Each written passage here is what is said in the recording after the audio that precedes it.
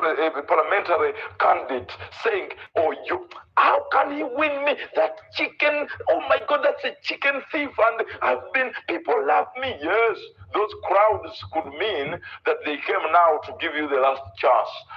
They are also tired of your lies. They came in big numbers or during your rallies. But the young man did not even have even 5,000 people on his rally because he didn't even have money. He went door to door to explain his ideas. Not giving money, but giving his ideas to transform the community. Now, when that happens, my brother, do not commit suicide. No, because hell will be waiting for you. You have suffered on the earth with Maranja, but also hell will also wait for you because that is double tragedy. What I would do and what I'm advising my brothers and sisters who are in that situation, I have ever been in it myself. I've ever contested and I lose. And the moment they know you have lost, actually they will start on that day, pay back because they are not sure where you're going to get that money. Or definitely they will come for your house. They say this is the only property that we know that belongs to you. My brother, things are made by people who are alive. You may lose 2 houses or 2 plots and maybe your car. But remember, be humble once again. Be in that community that raised you, that made you who you are right now. One time, once upon a time, even when Job, God had taken, it was Satan who took everything on the permission of God. He took everything. Job became the poorest man in the community, having been the billionaire of that time. Even the wife, even he remained alone. But God said to Satan that the provocation you're making on Job, please do not touch his life. It is only me who can remove his life. Tell you, my brother, my sister, right now, I'm not a pastor, I'm not a bishop, but God is in me, and I'm telling me that please, I should tell you that please, you are alive. The oxygen that he continues to give you is for a reason that more great things are coming. So you have been tested on the other side.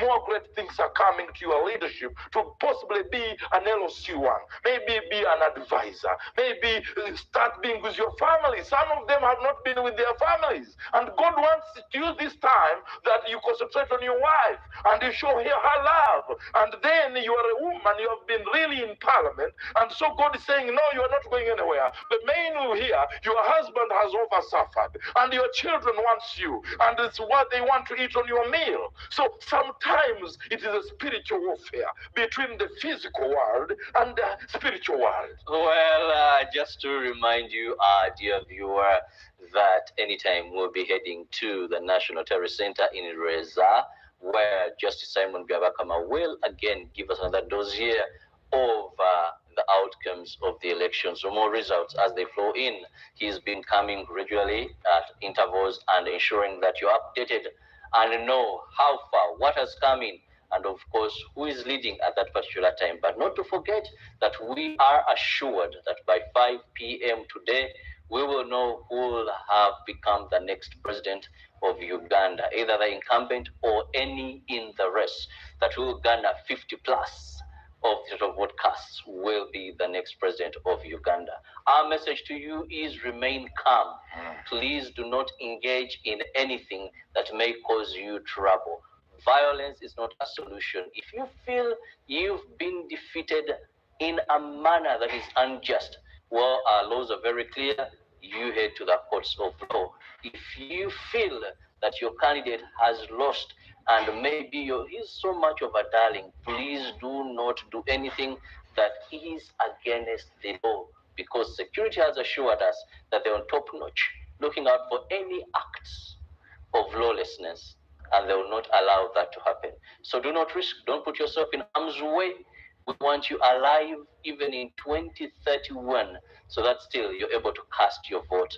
Try again, and if you've won, our message to you is rejoice, celebrate honorably, and factoring in that even those that have lost and you've defeated them desired what you've gotten.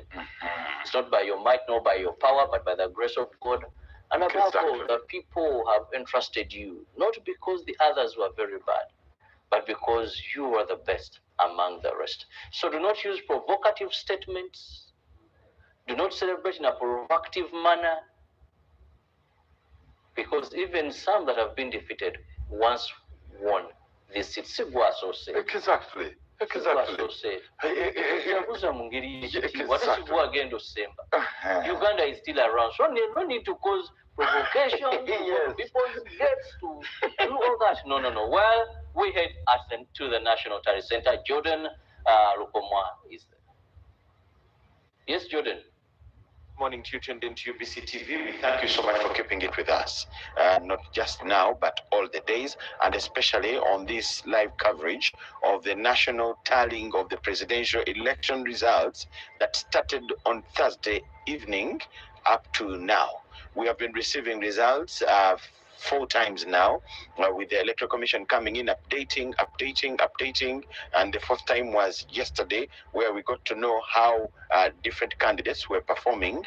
And so far, according to what they gave us, candidate Yoweri Museveni of the NRM is still leading with 6 million votes, 851,406, which is a 73.72%, according to the Electoral Commission, as led by Justice Byabakama. Yoweri Museveni is followed by NUP's Kyagulanyi Robert Sentamu with 2,105,921, which is a 22.66%, and that one is followed by Nandalama Fabi of the FDC, who has 175,331 votes, which is a 1.89%, and that there comes in Genome Jeshamuntu with 49,259, which is a 0.53%.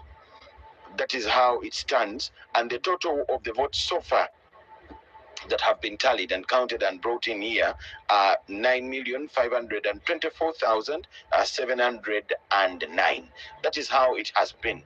We have also gotten some updates about members of parliament. I'm sure people at the broadcast house have been sharing them, and they are giving it to you live. So that is the situation here.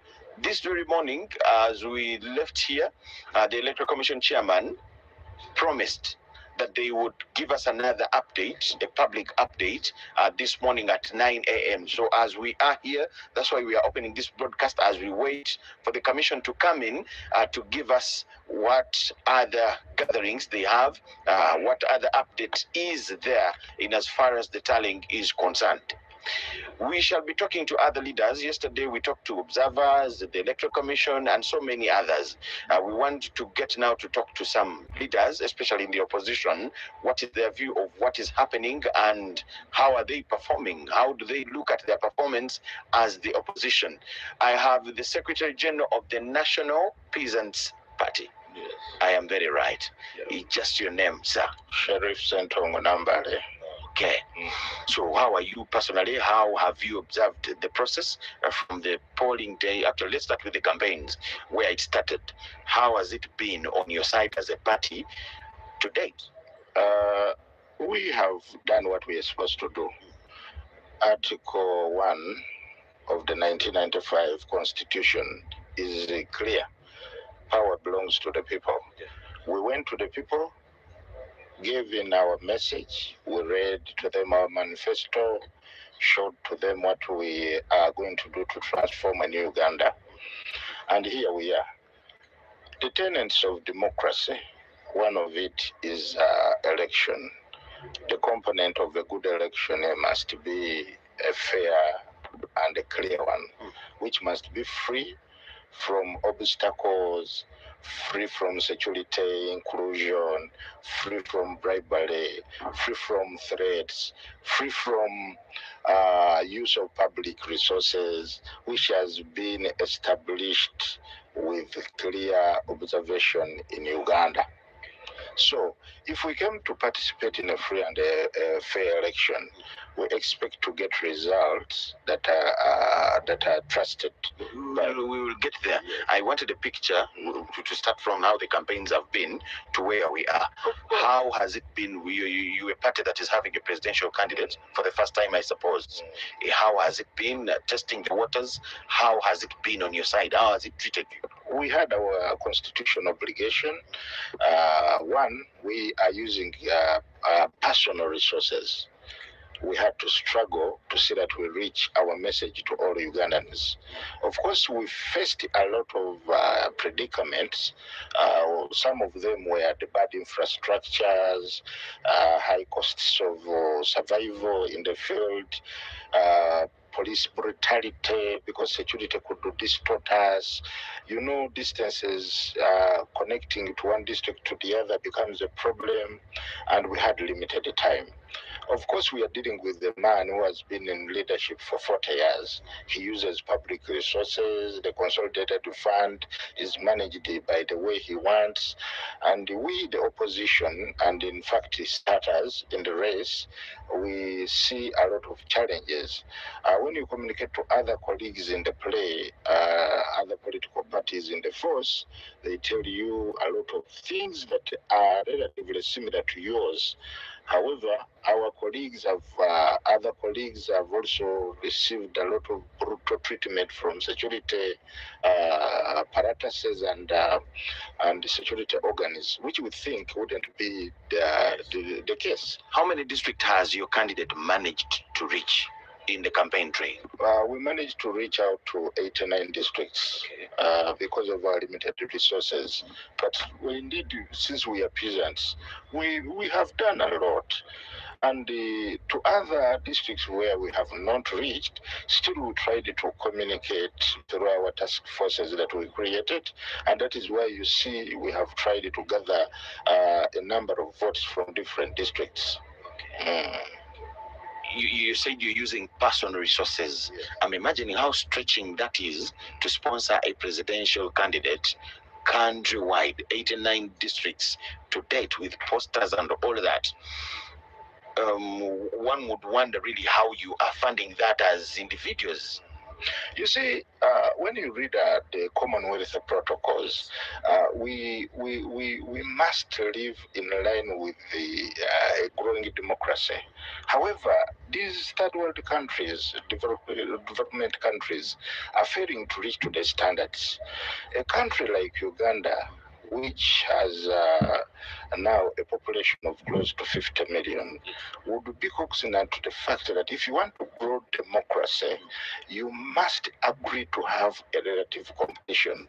And that relative competition must be facilitated by the state. If you don't want to facilitate a smooth competition, you would not be looked at a person who is willing to see democracy grow. Now, are you talking about government or the Electoral Commission, for that case, sponsoring candidates? Of course, initially, you saw Electoral Commission could fund political parties. Electoral Commission could offer a vehicle for a candidate. But look at the situation where you were given over 24 policemen. You take charge of facilitating them where to sleep in the field. You take charge of facilitating them on what to eat. You take charge. You see, when this, I thought the Electoral Commission foots all that. You do some consultations because me have been handling them as in particular because we are human. So all they give them is this pickup where they sit and all that is all. And a card of fuel. Then how do you eat when your fellow citizens are starving? As a presidential candidate who is sober, must be a human being. You don't need to have an in any heart. You sit there and eat when you in fact they are protecting your life, and you are not eating. So that is stretching. As for I could argue government to introduce new reforms, electoral reforms. I'll come to that. You realize that by the time a party is started, built, and gets to a level of even taking national leadership, wouldn't this party be able enough to foot their bills, facilitate and sponsor their operations and their endeavors to take leadership? Why didn't you put up mobilization of funds, fundraising programs towards elections? Without a doubt, yes, I would recommend Digitax. Simply the bigger picture, it's the personal touch, the human touch. They have the excellent customer service because you assign an account manager, a contact person for the tech items, so you know who to go to. You don't have to call the office, and you are to the customer service. Their system is say support system to system integration, which is very rare. You don't have to incur an extra cost. You just have to worry about the integration and say the documentation. It's seamless to use and fits most of the programs or most of the programs of the sales channel that most people use. With Digitax, switching from Teams to eTeams compliance is as easy as riding a bike. If I dream about it, Zenka will fund it. Whatever you're aspiring for, Zenka will fund it. Since 2018, Zenka has been funding dreams for over 10 million Kenyans. Join this community of dreamers. Visit Play Store or App Store, download the Zenka app and borrow up to 200,000 Kenya shillings to actualize your dreams. One loan, a lifetime of possibilities. Zenka, smart loans for smart people.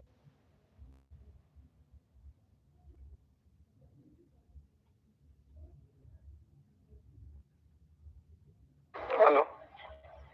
Hello. Sasa. Ai. Sasa. Poa Sana sana. kupigia. Ukoje? Niko poa, ukoje? Niko poa pia mimi. Unaenda hivi? Naenda hivi. Siko naamini hizi ya fulani za Kenya hizi za loans.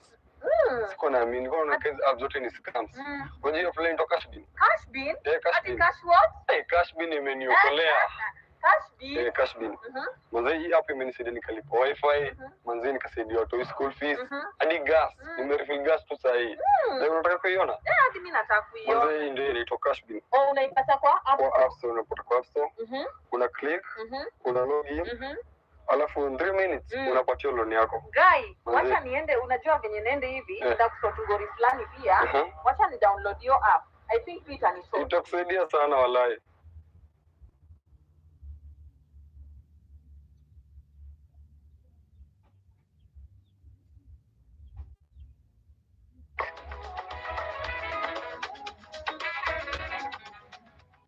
By the time you decide that this is going to be a flag bearer, it is almost climaxing to the end of the political term. So by the we need to have reforms that protect these political players to see that we get a relative political climate. The other day I was asking Justice Biabakama here about the issue of people gathering at the polling station where he said, yes, it is the law, but... So I asked him, why didn't you take steps to seek an amendment of this law? Because now it looks like you'll be breaking the law. I'm giving that as an example. All of you, the people in the opposition, I think you let your supporters down here in this line. You have MPs in parliament. They don't talk about political reforms, electoral reforms for 5 years, and you come out to complain. This is not the first time, and it is not you alone, but we get to hear complaints of unfair laws, unfair electoral laws, which you come to complain about during election time, when one would say it is already late. You get? Being on the opposition, much as you may not be having MPs in parliament as a party, but I'm sure you have MPs that you agree with in the NUP, in the FDC, in the DP, in all those political parties that are on the opposition. How come we don't get to hear these MPs front these reforms only to wait for election time and we hear complaints? You see, you must have a goodwill of the country to have such good laws being put in place. Initially, our legislators, such as the Right Honorable Mpuga, have moved motions and bills to see that we have electoral reforms. How were those bills received? Actually, I would say they were they were beaten, they were thrown out, they were not supported by people in the opposition itself. Okay, what about the people in NRM? Did they welcome them? Because when you have the majority, you need to have a blessing to good bills, to good proposals brought by other legislators. You see, we need to have change in the way we proceed in Parliament, where an opposition pushes a bill that has advantage over Ugandans. We should support. But as the opposition, you're the ones that are not favored by the current laws, the electoral laws that we have. So one would expect that it is you to mobilize the colleagues on the NRM side to support you where these may also be favorable to them. But before even we go to that, what is the role of the Attorney General? You see, we have a constitution, a Supreme Court ruling and decision where court, in the case of Mama Mbabazi versus Yoweri Kaguta Museveni, court gave orders that we must install electoral reforms. Up to now, there is nothing that has been done. I think it is prudent for the Attorney General to play his part. If a full organ of government gives a decision, makes a decision, it must be respected. Before even these people who give minority advices and reports come in, Such other steps from other organs must be respected. You were talking about something. I want us to wind up with this one. You were talking about something to do with the results. When you forwarded the complaints, the Electoral Commission came up and provided the platform. Do you still have complaints? As we wind up? Absolutely. What complaints again? No, we are yet to give our conclusive report over the general overview of what we have so far observed. That is why we are here. And I'm an agent of candidate Kasivante. There is a reason as to why we gave in all our time to participate. You see, there are a lot of inconsistencies within this election. When you look at now the BVVT machines, why dictating him to move in line with the law? Because the law is clear on how Electoral Commission business must be manned. Thank you so much, sir. Let's talk to the religious leaders as well, but we shall have more time because you're here and you're an observer and you're part of the process. Thank you so much. Yes, he's the Secretary General of the National Peasants Party, and that is his view of what is happening. He also shares the performance of his candidate with reasons. He explains why their candidate is performing in that particular way. If we are to share how that candidate is performing, according to the last update, candidate Kasivante so far has 28,080 votes, which is 0.30% out of the 9 million votes that so far the Electoral Commission has tallied in the presidential election. That is the Secretary General of candidate Kasivante's political party. Now, the observers here are of different categories. We also have religious leaders. I have the Deputy Mufti. He's going to tell us his name and we shall have the discussion. You're most welcome, sir. Thank you.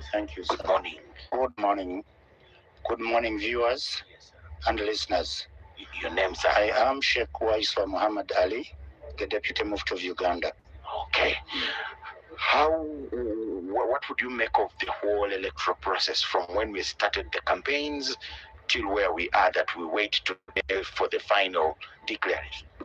Indeed, we thank the Almighty God for the appropriate preparations that were made and the safety of the process since its beginning to date. We have been seeing everything being done in order as it was expected before. Okay. As religious leaders, what would be the expectation, or what would be your role in such a process? And this time around 2026, do you think you have played it, that part that you have to play as religious leaders? Indeed, our role has been to render necessary support for guidance and also to mediate between the community and the players, the political players, and the Electoral Commission and other parties over issues of concern. We have been able to visit the community entirely in the whole country, and we got to know their needs and concerns. So we have been providing these to the concerned parties, be it the Electoral Commission or the individual political parties, and also the government. So this has helped quite a lot to calm down a number of concerns of the public, and also to reinforce the peace that has been witnessed throughout the exercise. There have been worries of the young people erupting into chaos and doing whatever. In fact, njagala tukikyuse tukize mu Luganda ku nsonga eno. Ensonga y'abavubuka okubakakkanya bagoberera ensonga zino mu bukakkamu. Lesheko gyogirako ki? Yes, abavubuka kituufu balina bingi bibatawaanya, balina bingi bibakwatako, naye nga okuyigirizibwa ku biki bye bateekwa okusuubira mu prosesi eno bibadde nga tebyakolebwa bulungi. Kwegamba nga tebamanyi kiki kyennyini ekituufu ekigenda mu maaso, wabula nga bawuliriza sometime bye bawuliriza nga biri si bya mulamwa, naye ng'ate bibajja ku kituufu.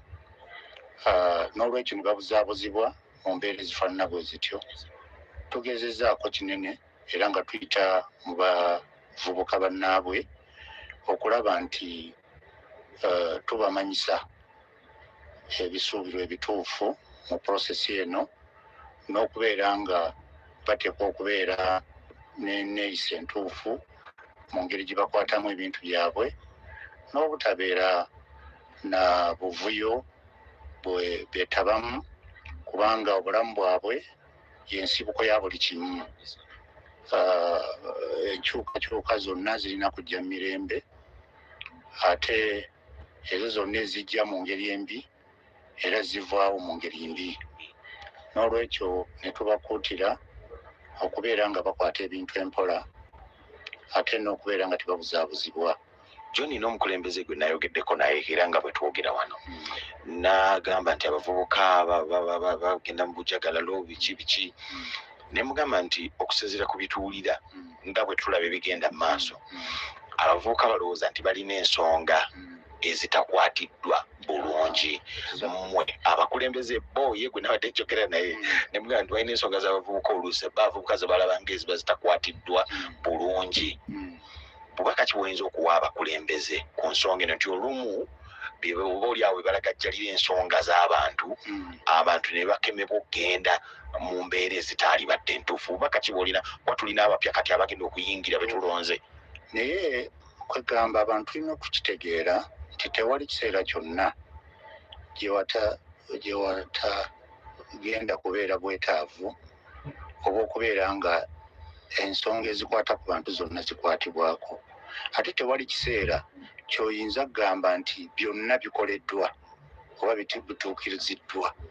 Oli takulimba nti ne bwali baani oba ali baani, oba ne bwe tugenda mu mawanga agaakulaakulana edda, up to now waliyo ebintu bikwata ku ki, ku bavubuka, ku bantu bonna, obwetaavu obutatuukiddwako. N'olwekyo oli takulimba nti wagenda okubeerayo omulembe ogumalayo byonna. N'olwekyo ffe mu mbeera eyo era twakolako ne conference y'aba youth bonna nationally ku Uganda Muslim Supreme Council okuba empoweringa, okubawa amaanyi mu ngeri ki y'okutegeera ebintu mu perspective entuufu, n'okulaba nti babeera bakakkamu mu kunoonya ebyo ebitatuukiridde, okubeera nti bikolebwako, n'okutwala obulamu bwabwe ng'ekikulu, kubanga obulamu tebudda. Ate ne babuba weebuli nga naye bukututte mu kkomera, nakyo oba tulina kyobufunyeemu.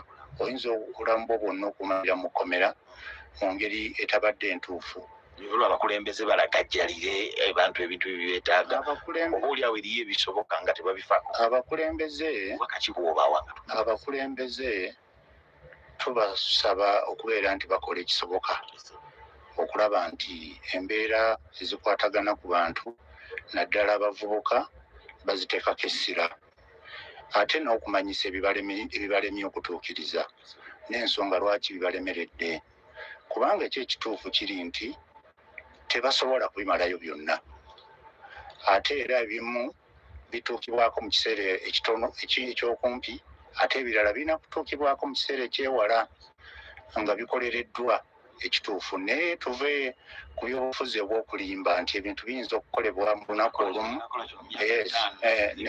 byonna tekisoboka n'olwekyo tulina okubeera transparent kwegamba abeerufu mu kulaba nti twogera ku nsonga zonna nga bwe ziteekeddwa okubeera n'okunnyonnyola abantu ekituufu tutolere ku salaamu assalamu alaikum warahmatullahi wabarakatuhu tubaagaliza mwenna emirembe n'obutebenkevu mu ggwanga era tusaba omukama katonda ensonga eno ekwe bulungi ate etuwe essanyu amiina ya rabbi webale nnyo Sheikh Waiswa Deputy Mufti wa Uganda obubaka bwabadde nabo eri abavubuka okubeera abakakkamu wadde nga tulina obwetaavu bwe twetaaga bukolebweko naye ate n'abakulembeze ekisooka ebintu by'abantu ebisoboka mu biteekeko omulaka bisobole okukolebwa baleme kukemebwa kuyisa mu mbeera etali ntuufu naye ate musuubiza bye mutaasobole ogenda kuba ne ofiisi emyaka 5 Sheikh agamba nti naye ate osuubiza ebintu ebiyinza okukolebwa myaka 4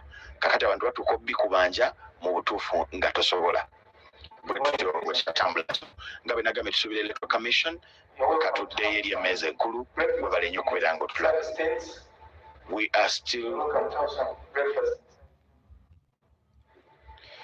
are still coming live to you from the National Tally Center here at Lubowa, matching the Sabagabo. We are still waiting for the Electoral Commission with the head of, with its head, Justice Simon Biabakama, to give us another update as they promised last night. We thank you so much for watching. We'll still talk to more leaders as we continue, and other observers and other stakeholders as they will be coming in here to get their view of what is happening and different messages that they have to the public. Let's get back to you later, back to Broadcast House. Jordan, and of course with those interviews, very interesting. I enjoyed the Sheikh when he said you're going in parliament for 5 years or for that elective office, and you promise things that can't be done in so many years. Now when people ask you for what you promised, there is not much you can do. And of course, the first the Secretary General he interviewed, but who said, well, we weren't able to traverse the entire country because of shortage in funds. We couldn't have the monies that could take us around. But also pointed out some areas that he felt they have to be improved to enable fair play. Now, let's begin with the promises being made. Exactly, and I think we talked about it last time. Sheikh, thank you. Our former second deputy Mufti of Uganda, and his message. Why would you promise what you don't even have? What you don't? It's like you're a liar, and most of them have been voted out. Some of these culprits that have become victims, you promise heaven and earth. You promise heaven, but you yourself, you don't know where heaven is. So the law is clear. The role, for example, of a parliamentarian is to make the laws, monitor government programs, and the oversight, role to make sure government's budget is passed. Those are the roles of an MP. Now you hear them. Oh, vote me, your children, I'll take them to America. And now after, that's why they hide.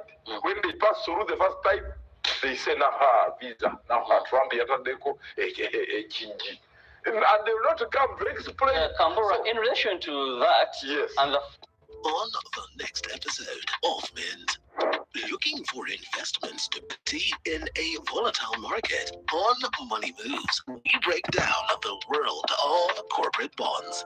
We explore creative strategies and practical tips on budget-friendly gifting.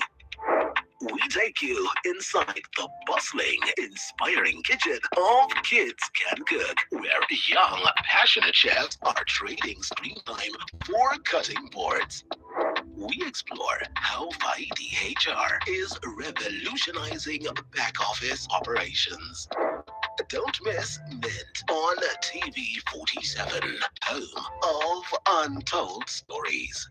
Kambura woke up, the wife gave him breakfast, he gets his verification, voter slip, picks his national ID, and says, I'm going to vote, and he's among the 230,897 people who reached in the basin and didn't know what to do. Truthfully, is that we need to increase funding to the Uganda Human Rights Commission, because they are the ones that are constitutionally mandated to educate Ugandans on how to vote, for example, who's the leader, how qualities of a good leader, and also translating the constitution in edible, readable, understandable local languages.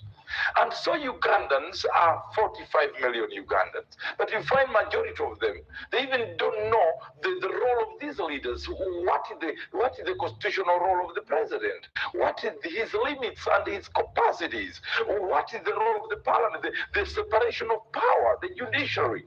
So that's why they are being lied. And some of them have ended up being victims of corruption.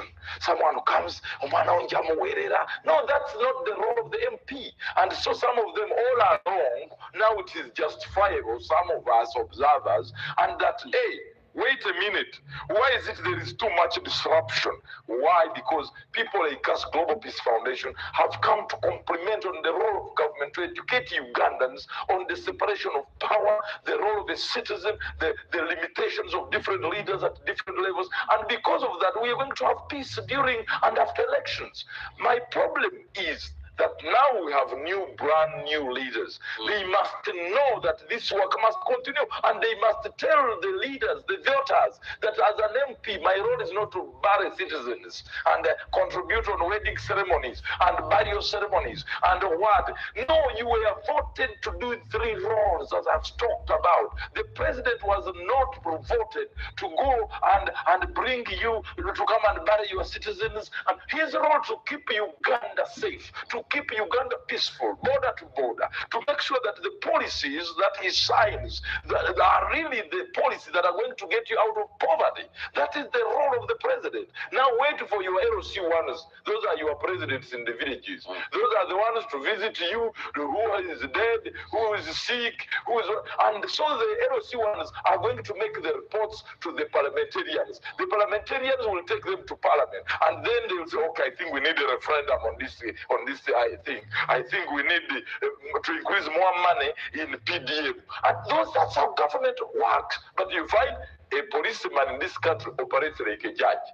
And you find an MP is like a small god in the community, and he receives the cases. No, if you have a case, go to police, report to the police, don't go to the MP.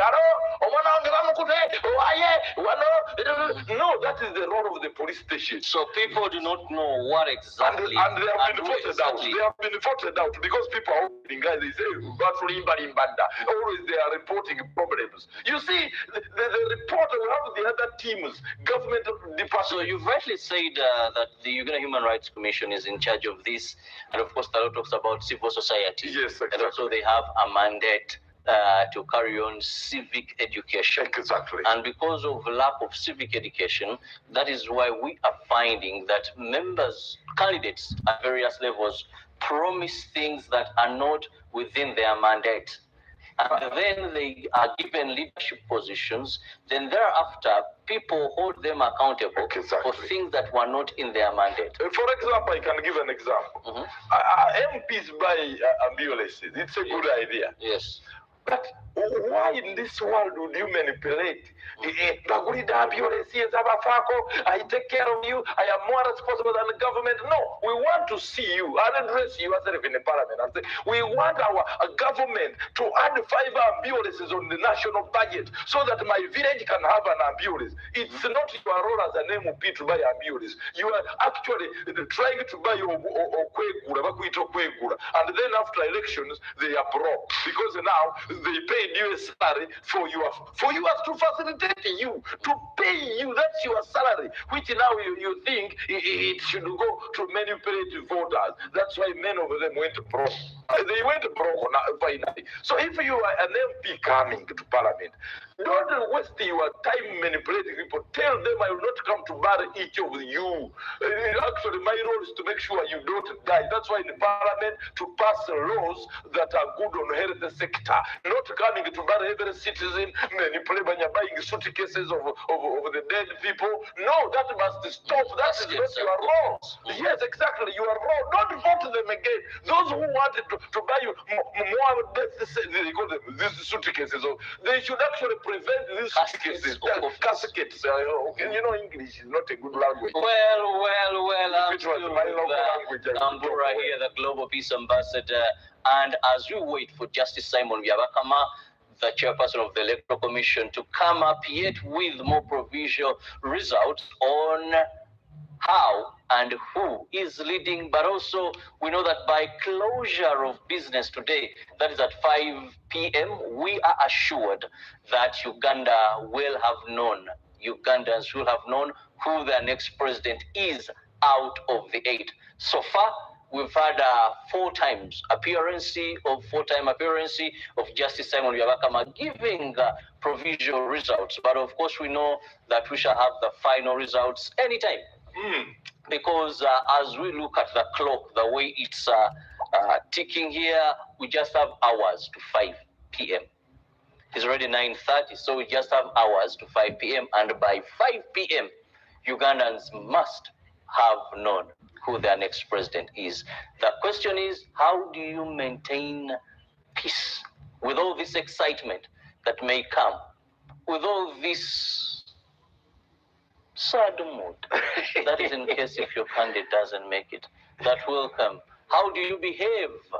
How do you accept the news that so-and-so has won? How do you accept the news that so-and-so has been defeated? So it is first your personal responsibility. Exactly. So that as you jubilate, you not break the law. You do not jubilate and end up in a police cell later in court. As you mourn or as you express your dissatisfaction with the results, still you do not end up in the police cells, or you not end up being tear gassed, beaten, because you've acted in a manner that is not within the confine of the law. Our constitution is very clear. If you're not contented with the outcomes, you go to court. It doesn't give any other option when it comes to elections. You're not satisfied? Go to court.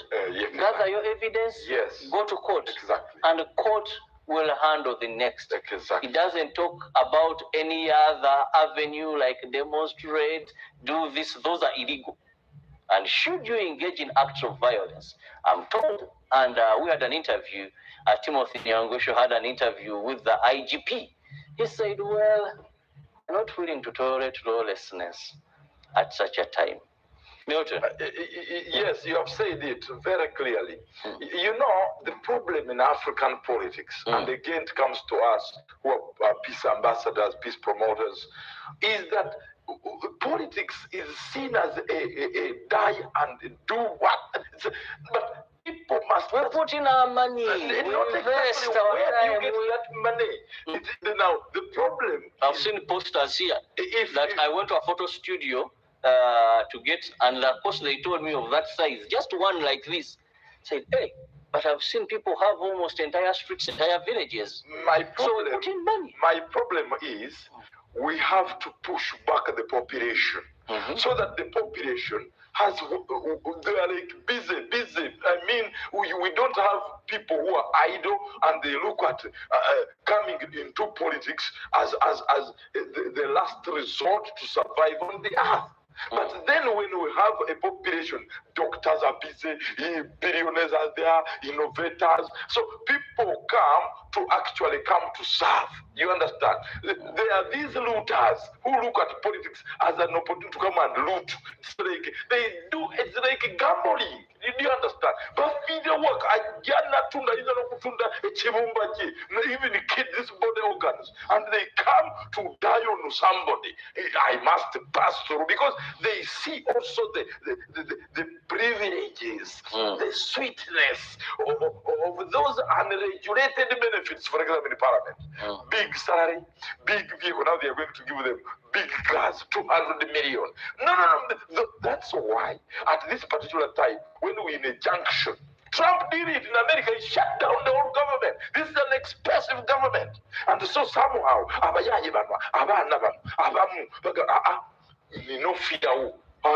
politics, what you say, they're not coming in the parliament, for example, to come and present a private member's bill, convince colleagues and say, I think this is the time to have a new curriculum that segments and enables young children to graduate with jobs. They never talk about that, even after all, the qualification, that's A6 and the equivalent. And that's why many of them also remain. But very few, when we look at our parliament, very few have, most of them are very much above. We have professors, we have engineers, we have doctors, we have journalists, we have so many. My brothers, the last that was just the best. So that's my complaint. My complaint is, as I'm talking to you, we need serious leaders who are coming to work. So serious people must be doing something wherever you are. Don't sit there and say, 2031. Then you get to sit in your village there and say, no more job now. Can you No, you must be working. So that like Lucy, I will use the example of Lucy. Lucy will not die on you like a mosquito. He's busy in the farms. He's busy in exporting coffee to Japan, America. And so he feels that coming to the ballot is actually to extend and come to serve Ugandans. And so here you have people who are target workers who have been able to then they can't create any solution, and they look at this period as a looting period, by force. So if you're in that category and you have lost an election, my colleague, I was there. He was once upon a time a politician. But what I learned from my elders is that they had to give up everything they were doing. Doctors left treating people in hospital, the accountants left to work, the farmers left the land of their fathers, square miles in the village. They came here to Kampala that we want to go to that parliament. And so after 5 years, they go back. They win them. They come back. It's like even they go to banks. I am sure, give me more loan. No, this is not gambling. So we want to display. So when such people are some of the people in our politics, then that means they may not treat defeat easily. We will force them. Do you know why a force is critical? If they fail to be convinced that the 21st century leadership is about moral and innovative leadership. So I feel it is very critical for Ugandans to understand that. To feel cool. We have refused to vote for you. It means you have enough time to improve. So it is this time between now and 2031. Improve your mindset towards the people you want to lead. Others are introducing tribalism. I think this community, I think we should vote this Kabila. I think we should, then religion. Religion was playing critical role in Kigezi until the deputy speaker went to dismantle that. I salute you, deputy speaker, a youthful leader. He went to dismantle the center of religious intolerance in Kigezi mountains. And I thank him. Why? Because we want to see that leaders transcend what divides the population. And they use politics to unite people. So if you have that mindset that you will come and loot us, you think we are the yesterday's voters. No, you must go home.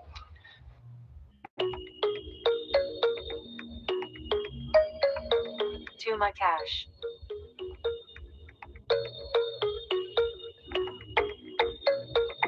Get it today.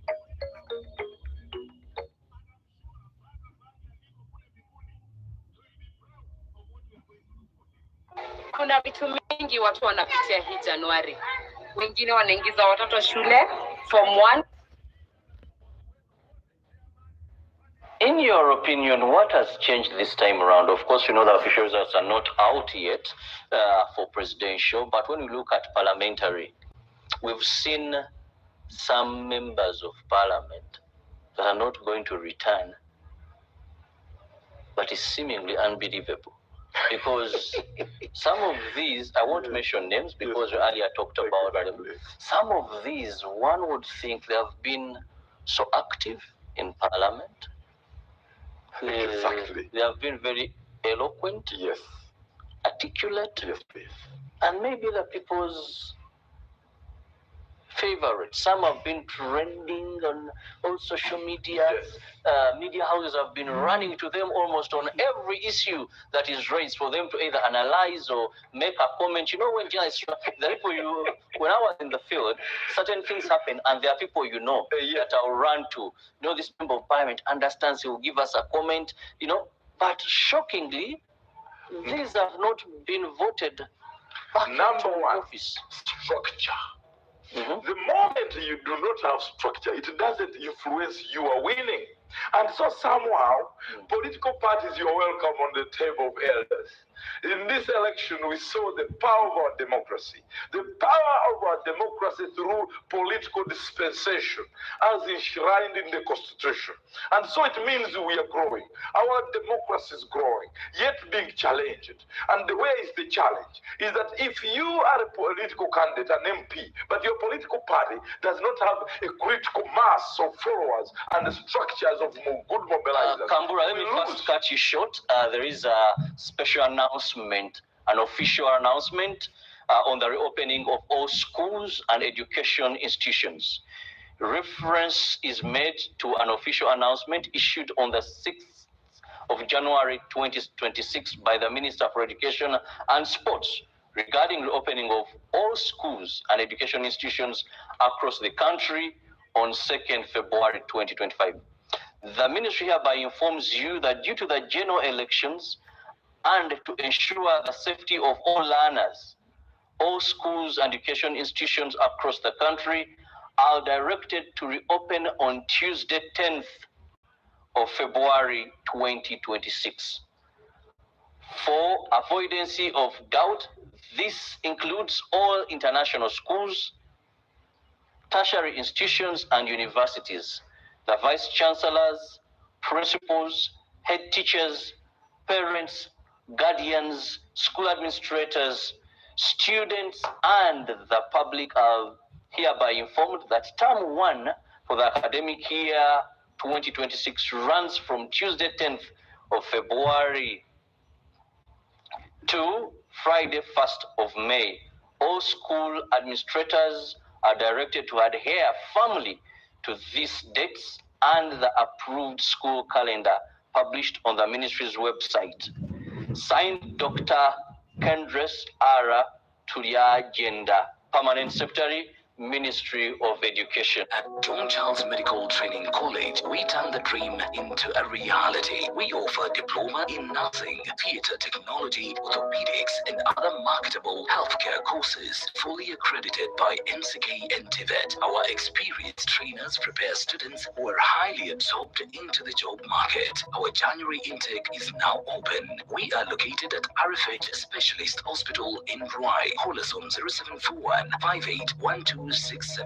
John Charles Medical Training College. Life-changing, in-depth knowledge. And the has been declared the winner for MP seat, Nakawa East constituency. Thank you so much for listening to me.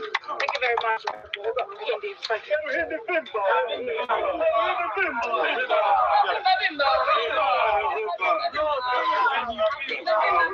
Yes, you're live on UPC TV.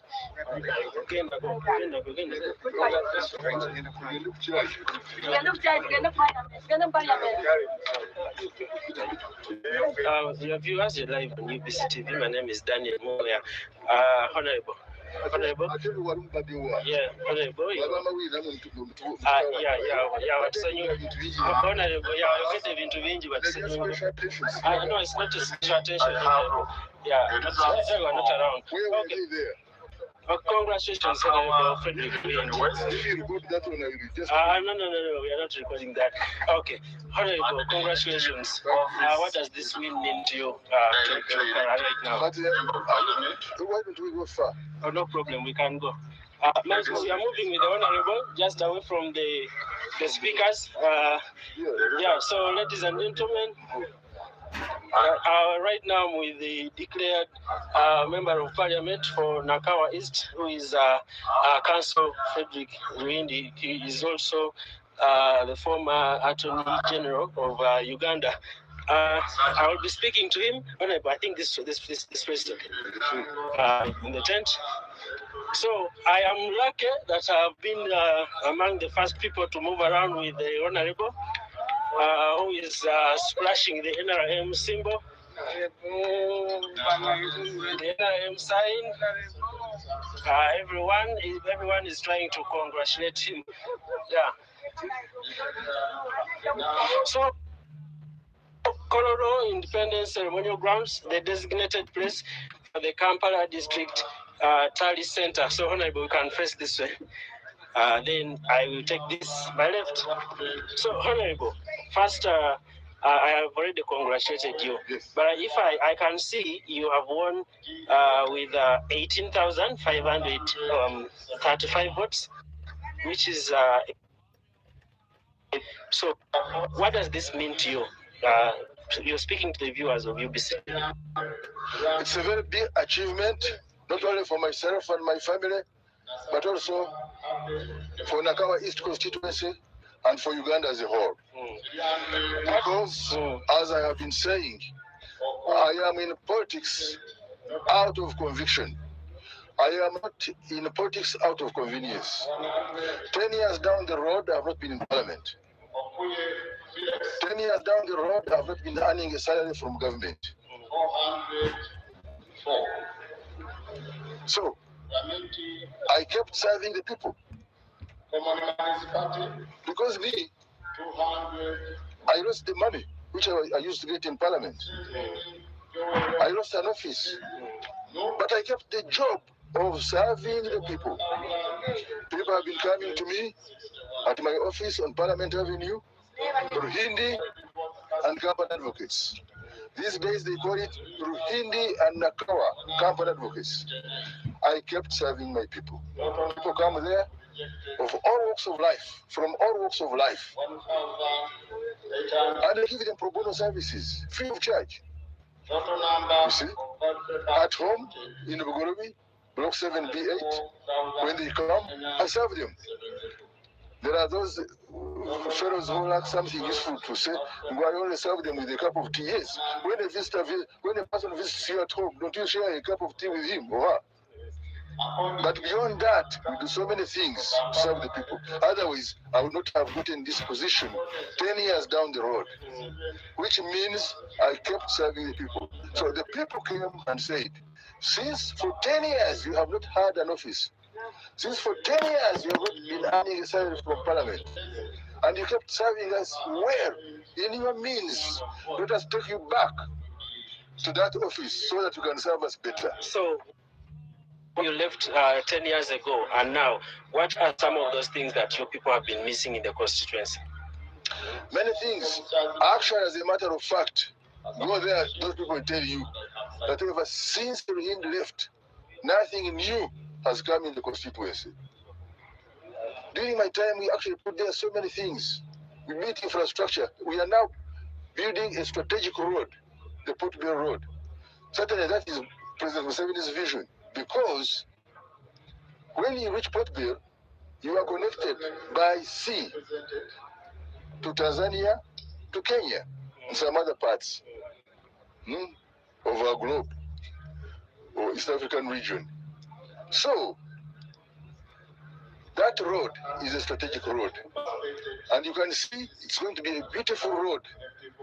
And I want to tell you that even the agreements on which it is being constructed I'm the one who signed them when I was still Attorney General.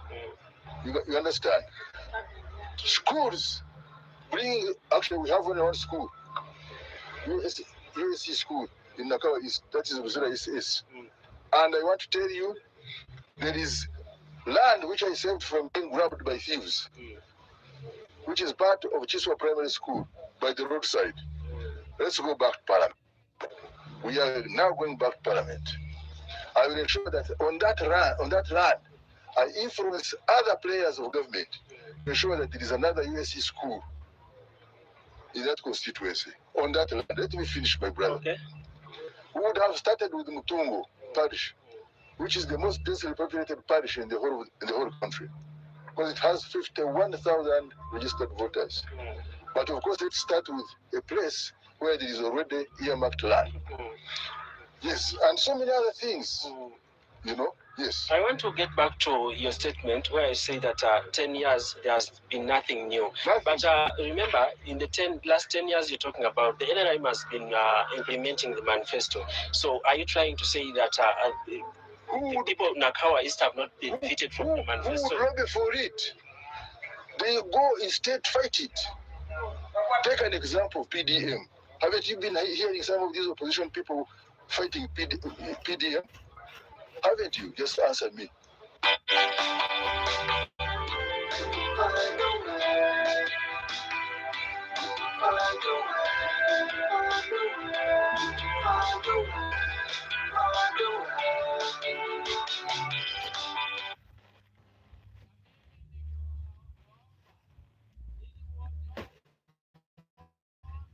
Hello.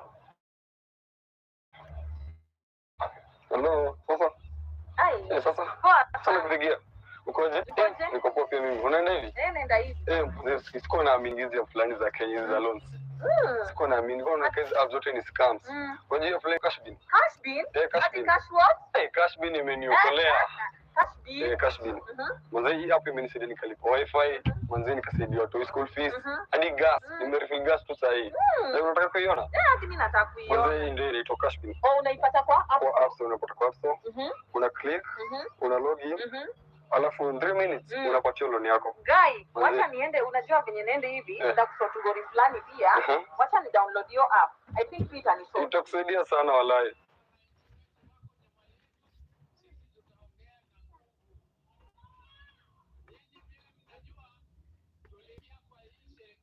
Yes or no?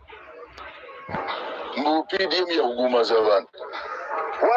Why are they being Gumazad by the salaries they get from Parliament? Okay? Now these people are getting a small amount of money to improve their livelihoods, and people are fighting it. You get? So when you say, but NRM has, with whom would it implement services if the voices which would bring those services are not in those respective places? Honorable, why is it that the country has turned the word lobbying as a prerequisite of a member of parliament? Because there are specific duties the member of parliament is supposed to do. So when a member of parliament does not lobby, then he's not working for the constituency. What is this narrative? No, you get it wrong. There are four principal roles of a member of parliament. One is legislative, to make laws. Okay? The other one is representation for your people in your area. That's where lobbying comes in.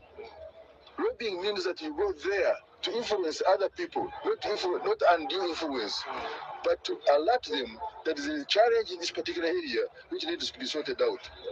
You understand? That is representation, the representation role. Law-making role, representation role, oversight role, to ensure that what is being earmarked to do a particular assignment actually does it. That is oversight. And then the other one is appropriation. Okay? Because Parliament is principally charged with the duty to appropriate the funds for the services of the people. So when you say that lobbying is not one of the roles for a member of Parliament, no, you are wrong. It is. That's the representation role.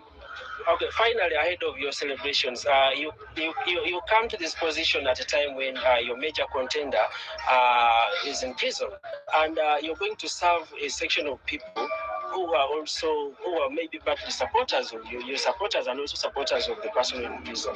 So how are you going to bring cohesion in the constituency?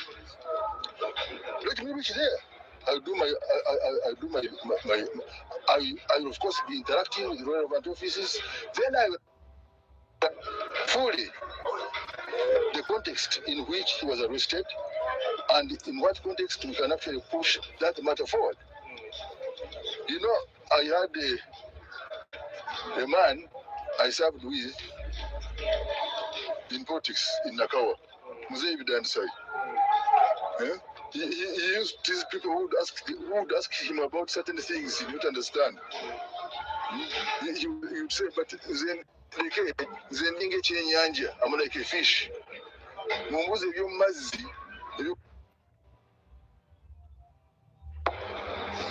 Of the water where I stay principally, not on the Rukaru, on the land itself, on the dry land.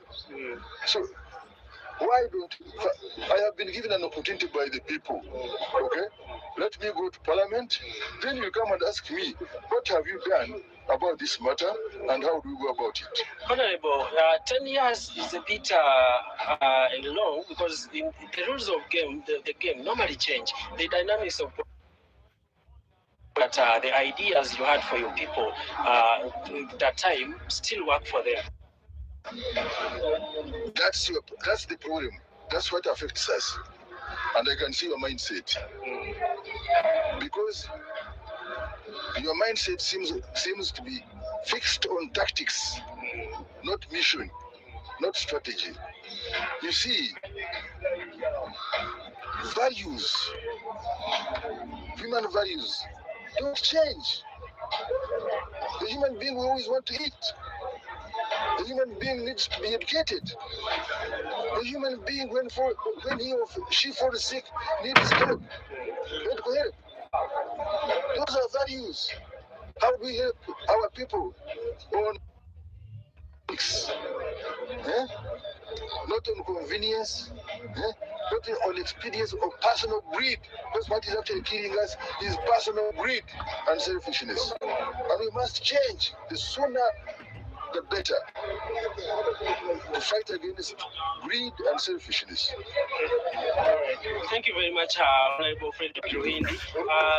That has been Honorable Frederick Ruhindi, who says that human values do not change. Just to remind you, Honorable Frederick Ruhindi has been declared the winner of Nakawa East constituency. He is the third person who has been declared in this tallying center of Kampala district since we camped here on Thursday night. Ruhindi won with 18,535 votes. Then his major contender from the National Unity Platform, who is currently in jail, Alex Waiswa Mufumbido, garnered 15,186 votes. The DF candidate garnered 3,020 votes. I will be leaving here because the returning officer of Kampala, Muhasia Rashid, I have already had him calling upon other players that is matching the West constituency, and I think very soon from now he will be declaring the winner. But just to remind you that some dreams don't live in headlines.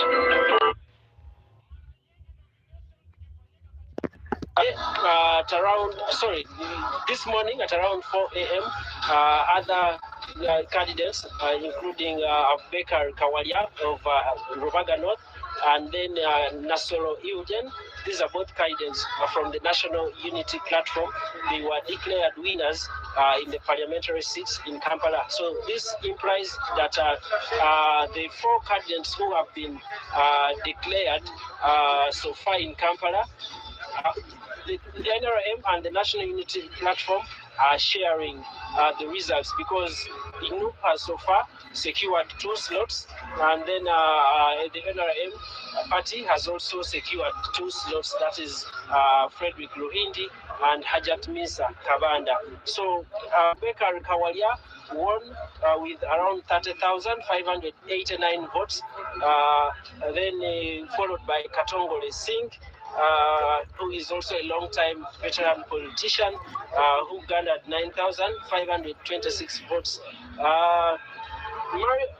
Mariam Rutale garnered 1,221, and total number of votes were 43,290 in that constituency of Rubaga North.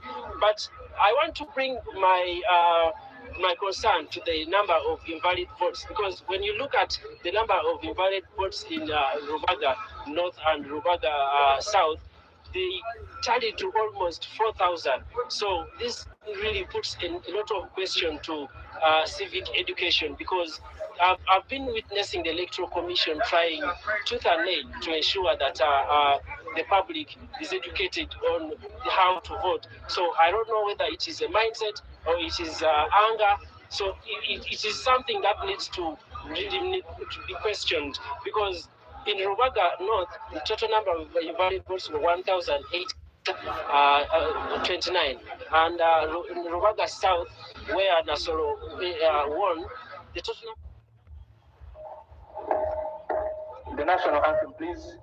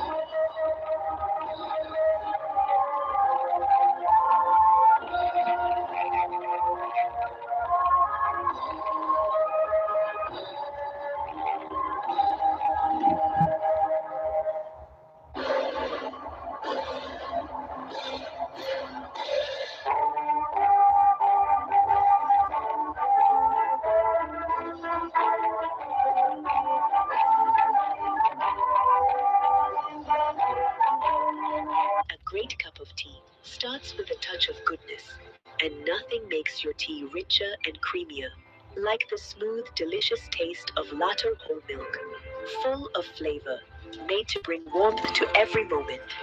For tea that tastes as good as it feels, choose Latte milk, pure creaminess in every cup.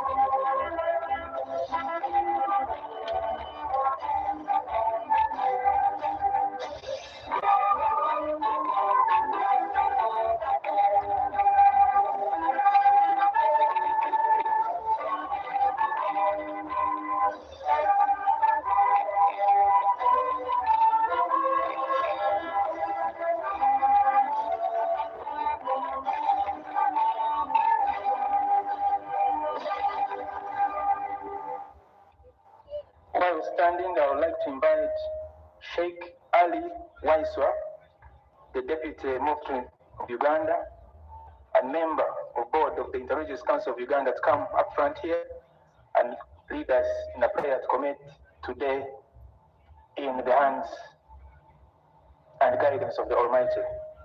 Sheikh Ali Waiswa, the Deputy Mufti and member of the board of the Interreligious Council of Uganda. You're welcome, sir.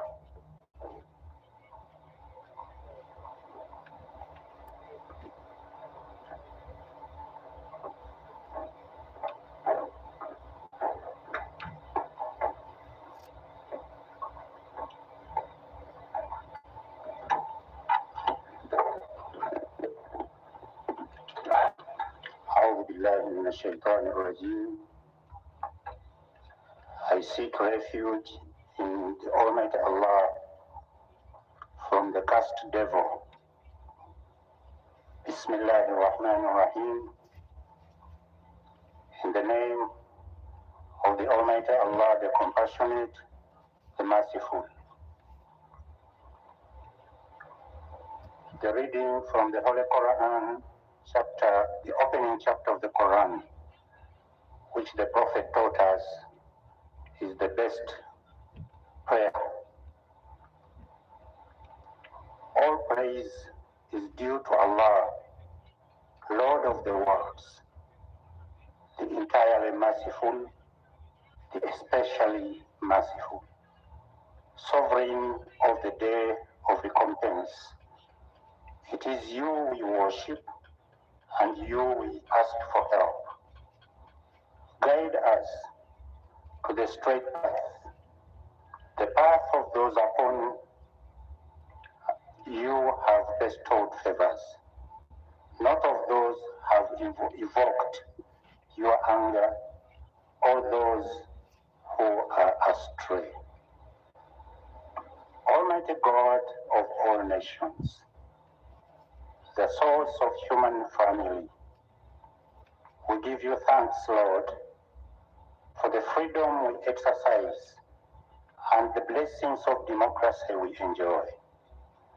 We pray for the divine guidance to preserve and promote unity in diversity in our beloved nation.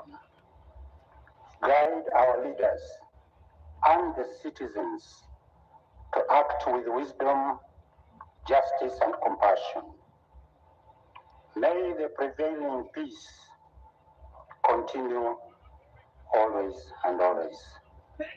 Give healing to the affected. Give healing to the affected and enable us to achieve the common good as a society in the period as we transit to a new government. Almighty God, we pray that the new officials to begin service serve with dignity, tranquility, and honesty, regardless of the election outcomes, and for affected by changes to find grace, and for all the citizens to foster love, care for one another in the evolving political landscape. In your mighty name we pray.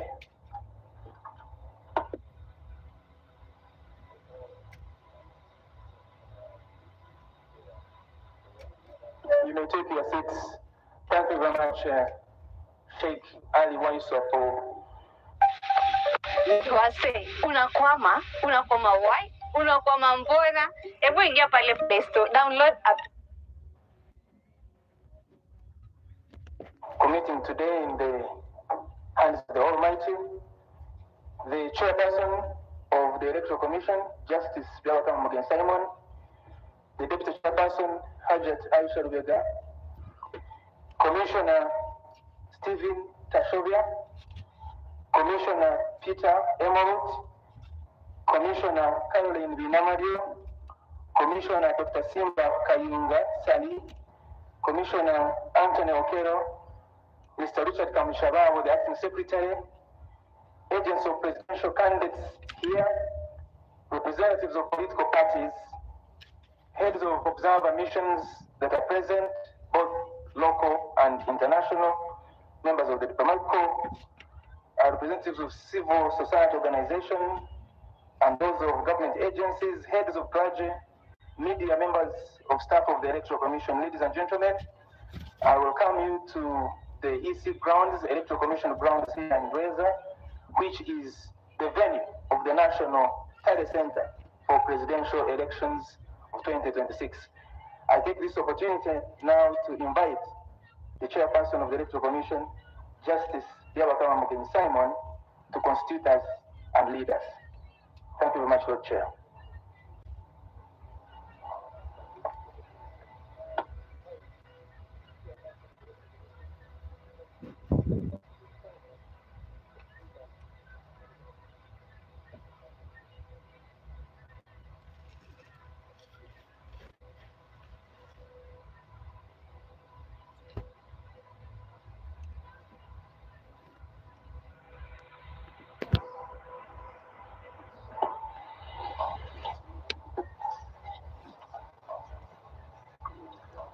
Thank you very much, Julius.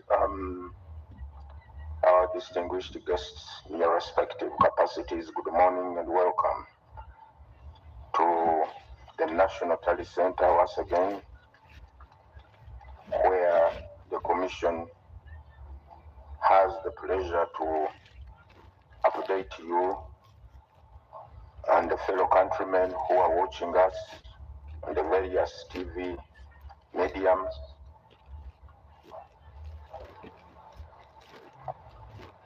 Today or this morning, we would like to release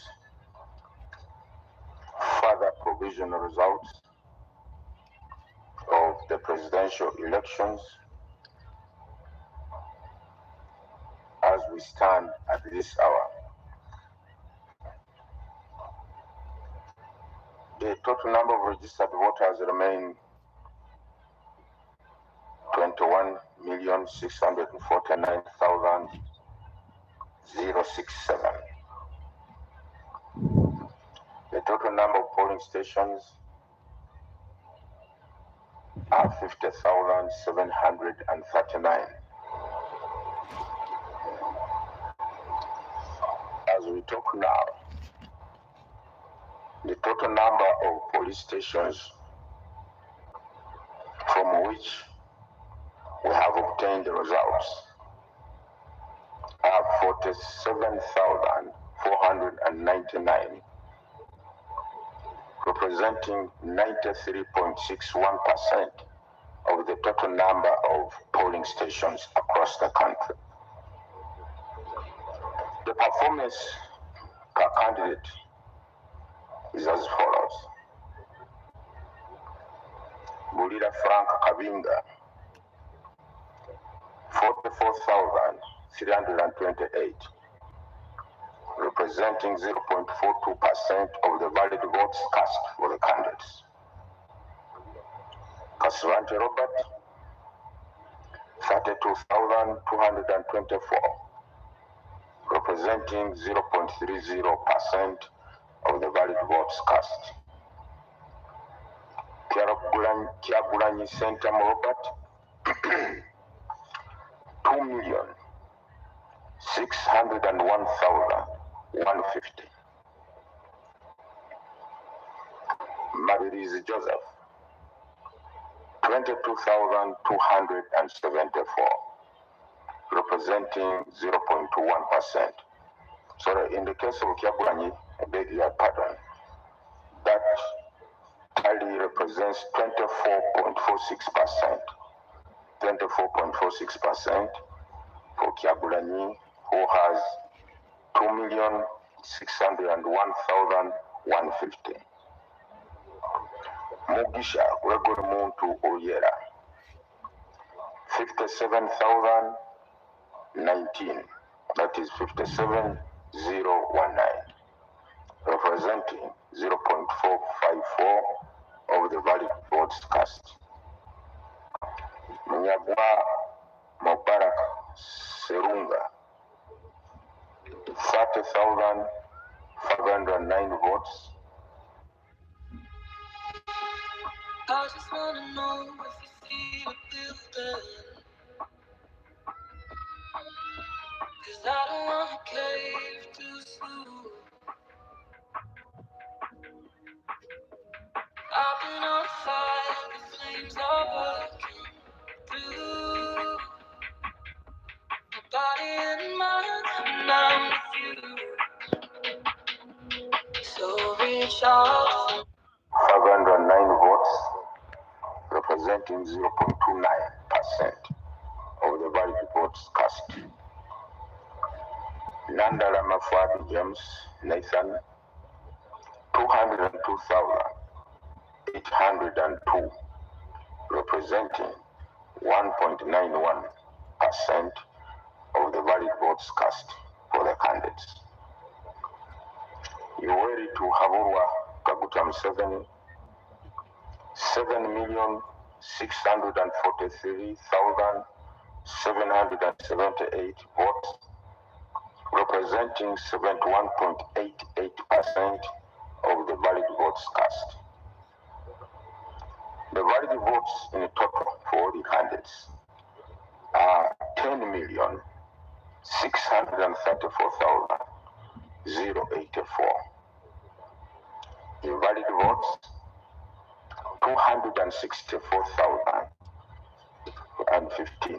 264,015, representing 2.42% of the total votes cast. The total votes altogether 10,898,099, representing 50.34% of registered voters. Spoiled votes 38,223.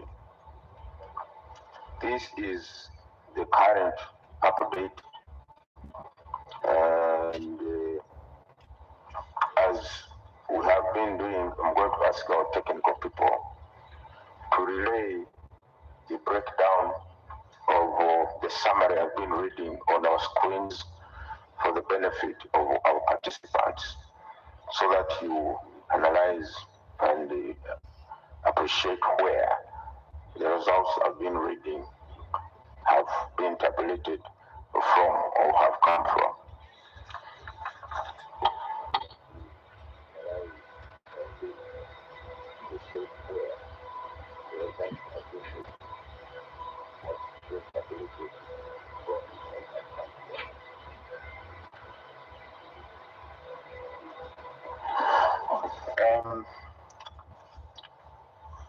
I also wish to inform our distinguished guests that the next update will be at 2 p.m. The next update or release of the provisional results or results will be at 2 p.m. I thank you. You're welcome. Look around, look at the statistics, analyze them, and can have a cup of coffee if you want. Thank you so much.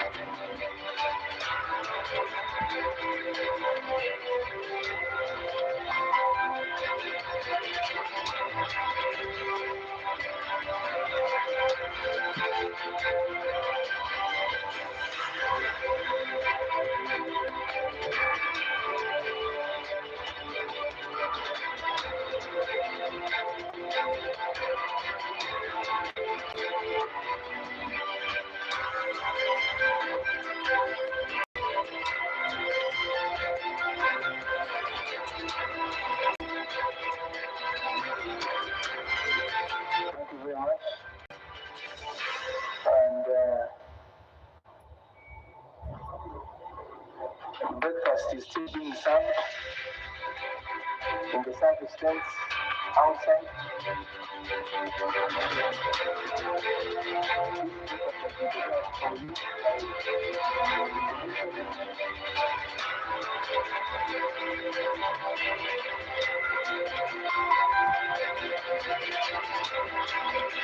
You're welcome once again to the electrical ground here at Ruboa.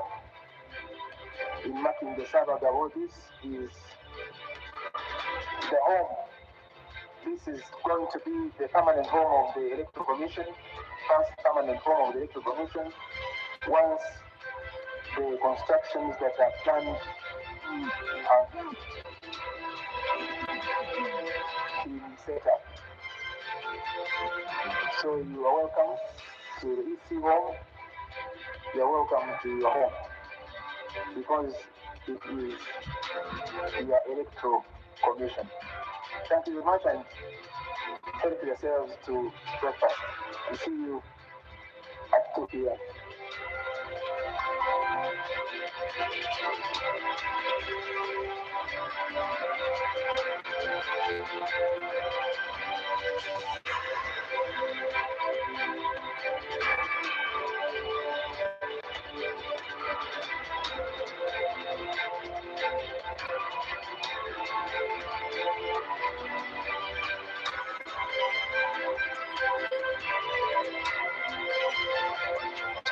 The Electoral Commission has just given us an update of the provisional results on how and when they do come in. Of course, we may be waiting for the last update, that is at about 2 p.m. as he has mentioned, given the fact that we have so far covered 47,499 polling stations, making a total of 93.61% of the 50,739 polling stations. So for those who are watching us live, you can just get a pen on your table, get a paper, do some calculation. 50,739. When you do subtract about 47,499, you will realize that we have less than 10,000 polling stations left to probably get us the winner. Who will take it away? That is something we are yet to find out when the final verdict does come out from the chairperson himself and the entire commission. Of course, the race being between the NRM candidate Yoweri Kaguta Museveni and the NUP candidate, that is Robert Chagulanyi Ssentamu, who has about 2,601,150, making a total of 24.46%, and the candidate of NRM Yoweri Kaguta Museveni having about 7,643,778, making it 71.88. Now, for those who can still get a calculator, it is very important for you to as well do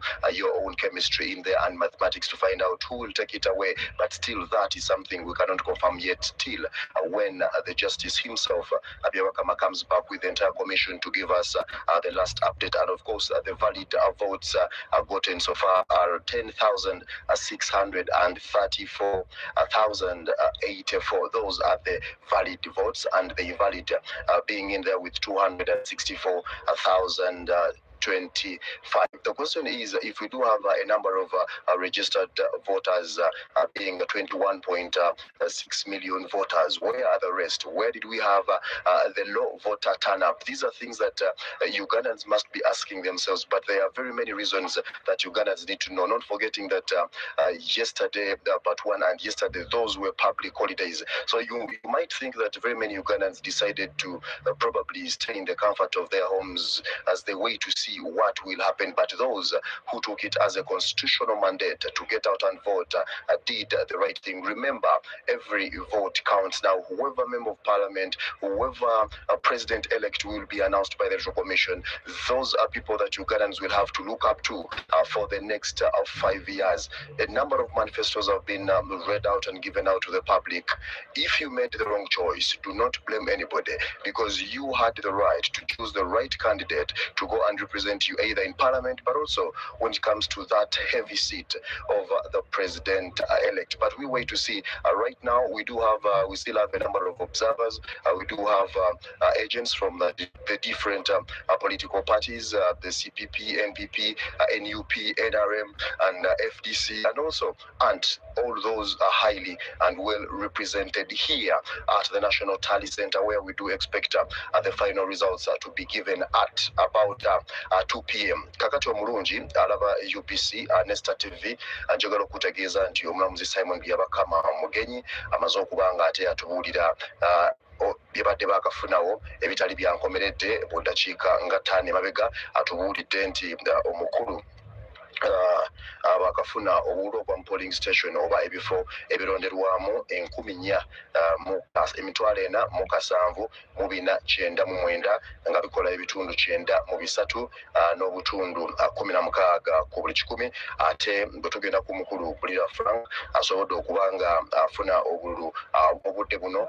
4,328 nga bwe butundu 42. Kasibante Robert akafuna obululu 3 mu 2024. Robert Chagulanyi Sentamu yakafuna obululu bukadde 2,610 ng'akola ebitundu 24 n'obutundu 46 ku buli 100. Ate omukulu Mabirizi Joseph n'aba nga yakafuna 2,274 obululu nga yakafunawo ebitundu akatundutundu kamu ku buli 100. Ate Gwegwere Mugisha Muntu wa ANT n'aba nga yakafuna 5,719 n'aba nga naye yakafuna obutundutundu 5 mbona ku buli 100. Munyagwa yakafuna obululu 3,509 n'aba nga yakafuna obutundutundu 29. Ate omukulu Amafari n'aba nga naye yakafuna obululu 2,282 nga ke katundu kamu n'obutundu 9 mu kamu ku buli 100. Ate ye candidate wa NRM Yoweri Kaguta Museveni n'aba nga twogera ayingidde obululu obukadde 7 mu 6,378 bali bitundu 7 n'obutundu 88 ku buli 100. Ndine honorable minister w'abavubuka omukulu honorable Balamu Balugahare alina ensonga gy'ategeezezza twagatuule kiki kyagamba okusinziira ku ebyo ebisomeddwa. Honorable, ndi mpulira ennaku kubanga twakola nnyo nga manyi tujja kufuna obululu 13,000,000. Tubadde wona bwe tutambula nga tugamba 13 million votes. Naye kyembi tukyali tetunaweza 8,000,000. Sensuubira nti oba electoral commission erina obululu bwaffe bwetabala kisimanyi. Anti kati nze mbadde nsuubira nti bayinaawo twandibadde tuli kubanga tuli mu 94% okusinziira byayakalangirira. So tusigazayo ebitundu 6. Naye nina okunyolwa nti performance yaffe eri below average. Tetunafuna obululu bwe twali twagala. Twali tunoonya obululu emiliyoni 13 oba miliyoni 11. Nene miliyoni 10 tetunaziweza. So kyensuubira nti candidate waffe munyiivu alaba tetuna kye twakoze. So nsaba candidate President Museveni otusonyiwe obutakufunira bululu bungi kubanga wadde oyagala miliyoni 12. Okusinziira amaanyi ge bateekamu naffe ge twateekamu. Nevota nawo tono ebondoozo ogiraba okusinziira ku obukadde 21 n'obutundutundu obugwamu awo n'abaakafunibwawo obudde buno. Nti abalonzi tebamanyi mugaso gw'okuba akalulu kubanga projection ya NRM yali enoonya obukadde 13 naye kati tulina obukadde 7 n'emitwalo 6. Nsuubira tunaweza na miliyoni 8 ate tusigaza 4%. So kitegeeza tuyinza obutaweza mu bukadde 8. So tukoze bubi, tukoze bulungi, tukoze bubi nnyo era candidate ukyamanyi munyiivu. Naye kati nga omukuba campaign abe nsaba candidate atusonyiwe abantu batukoze bubi kubanga tebazze nga twabadde tubasuubira. Twabadde tusuubira obululu bungi. Naye njagala kuyozayoza abo abawangudde n'okugumya abo be batanalangirira nti tulina obudde paka ssaawa 11 okulangirira ebivudde mu kulonda mu bitundu by'eggwanga byonna. Akakiiko k'ebyokulonda kusinziira ku mateeka paka ssaawa 48. So nsaba bannayuganda buli omu abeere mu maka ge. Ekirangiro tusigazaayo nnya kati Bobi Wine ayinza otusingira mu 4%. mu 4% kyetulinza okulaba honorable tasobola tusinga mu 4% kati ogamba 4% of polling station zisobola omukolera obukadde obusatu n'atugjayo waggulu kuba olaba ali mu 25 tuli mu 7 ensonga za kibalo honorable anything can happen tewali kibalo kya 4% polling station za 4% esobola okumuleetera otuwangula so me what I think wetuba nga tugudde tujja kuba mu 69 etunze projection nsobola nga bwe mbadde mbagamba for 68 to 70 is not bad but candidate was expecting 80%. Yeah, it is really unfortunate. We apologize, Your Excellency, Mr. President, for not scoring and not getting enough votes as we had promised. Because I knew we would get you about 13 million, not 12 million votes, or 11 million votes, but we are yet to make 10 million. So we apologize to Your Excellency for not delivering the 10 million we promised. And we are yet to make 8 million, but at least the person following us is yet to clock 3 million. Has he clocked 3 million? Thank you so much, Honorable. Double the person following us. Thank you so much, Honorable Minister. He does allege that as they do their own counting, probably he has already think they're supposed to get to a certain percentage, but that is in their own books. But of course, for us here, we are following the information that has been and is still to be given by the Electoral Commission, Chairperson Justice Simon Byabakama, together with the entire commission. So apparently, we shall be getting back to the broadcast house for further proceedings, but of course keeping a tab right here to see how things will be unfolding at a later time. I'm going to be interviewing one of the agents here from a given political party. He will be introducing himself. He will be telling us what he thinks, what has he observed so far, what are his fears, that is if he has any. How are you, your names, and from which political party? Yeah, my name is Gava Nelson.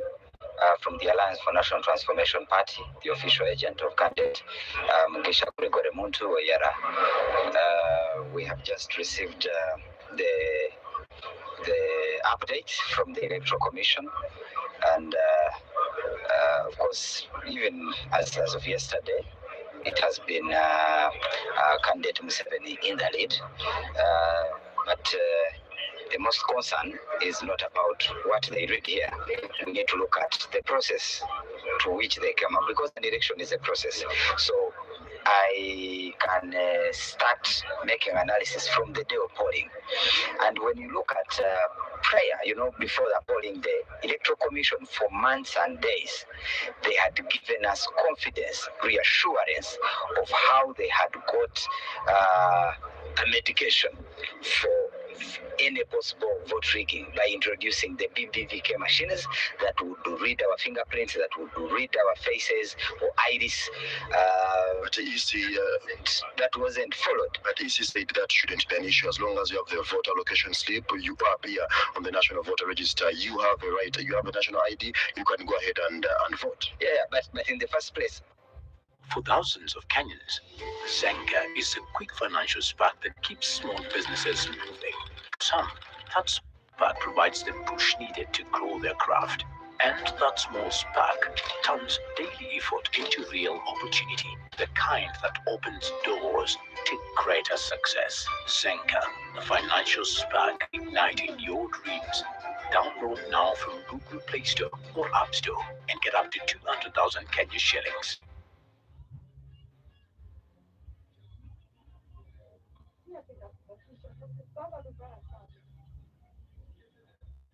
Kuna vitu mingi watu wanapitia hii Januari. Wengine wanaingiza watoto shule form 1, junior secondary. Mafuta pia imepanda. Bei ya chakula pia imepanda. Tutaelekea wapi? Kuna application inaitwa MetaLoan. Ukitaka loan, unaenda pale kwenye Google Play Store, una download application yako, kisha unapata mkopo kutoka MetaLoan. Ili kuweza kupata mkopo wako, fuata link iliyo hapa chini, download application ya MetaLoan, jisajili, kisha utapata mkopo wako kwa dakika 3 peke yake.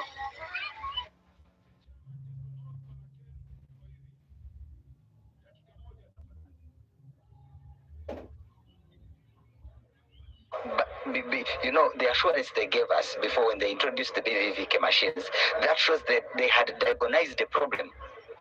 They were not sugarcoating a cake. There was a problem that they were trying to address. So The question is, was that problem addressed? That's very key. So, two, when you give assurance to the country that you are going to do A, B, C, D as the commission, even on the last observation briefing by the Electoral Commission, they gave that assurance. And the following morning, there are different orders. Machines are not working. That's taxpayers' money in the first place. But also, Electoral Commission and voting is about confidence to the citizens. So when the confidence hangs in balance, then many questions arise. So do you have voters who were refused to vote simply because the machines were not working? Is that your issue? I think majorly it's not about that, because people voted. They came and voted. But the question is, why? Because we need to be critical here as the nation. The number one thing, if you go to the hospital and you diagnose malaria and you're suffering from malaria, and they say we have got a new cure which is going to be applied strictly to cure any possible illness in terms of the malaria. So the question is, when the time for medication comes and it is not given, and they say go back to the old dose that you had, the questions arise. So there is that issue of the especially with the polling, which gives the outcome of the results we have. So you're not you don't agree with what has been given out by the EC, because I'm saying your candidate Mugisha Muntu has about 57,019 votes so far that has been gathered, making it a 0.54%. What is your next move? Yeah, one, we are getting the results and also further gathering evidence, and at an appropriate time, we will, after analyzing the evidence that we will have on table, we'll give a public briefing on the course of action of what possible has to be made. You cannot make a course of action without making proper analysis. We are a party that is designed on values, that is designed on principles that have to give confidence to the nation. And so we cannot just make, you first cross the bridge and then take a decision. My last question, the Electoral Commission did put the laptops here for you as agents for the given political parties. You have looked into the system, into the graphs and the graphics in there. As and when votes are being input there, do you agree with what is in the system? Fast forward, I raised an issue yesterday evening. That portal, one, is not user-friendly. Number two, there are some polling stations, polling stations that are given in summary, where my president votes from. When you check that portal, you will not find the breakdown of the Ruashamiri Town Council as other polling stations. For example, if it is Ruashamiri Town Council, how many polling stations are there? And the breakdown of the voting pattern on each and every polling station. Here it is not shown. I raised this yesterday with the Electoral Commission. They advised me to reach the head of the technical team, which I did, but by this morning it has not been rectified. So that shows if I have discovered one, how about if I was given more time to critically analyze that system? Thank you so much. Which really creates some little major dissatisfaction of how that portal works. Hello. Hello. Sasa. Ai. Sasa. Poa. Sana kupigia. Ukoje? Niko poa, ukoje? Niko poa pia mimi. Unaenda hivi? Naenda hivi. Siko naamini hizi ya fulani za Kenya hizi za loans. Siko naamini kwa na kazi app zote ni scams. Unajua hiyo fulani toka Cashbin. Cashbin? Cashbin. Cash what? Cashbin imeniokolea. Cashbin. Cashbin. Manze hii app imenisaidia nikalipa wifi, manze nikasaidia watu school fees, hadi gas, nimerefill gas tu saa hii. Na unataka kuiona? Hata mimi nataka kuiona. Manze hii ndio inaitwa Cashbin. Oh, unaipata kwa app? Kwa app store, unapata kwa app store. Una click, una log in. Alafu in 3 minutes unapatia loan yako. Guy, wacha niende, unajua venye niende hivi, nitakushotugori fulani pia. Wacha ni download your app. I think Peter ni so. Itakusaidia sana walai.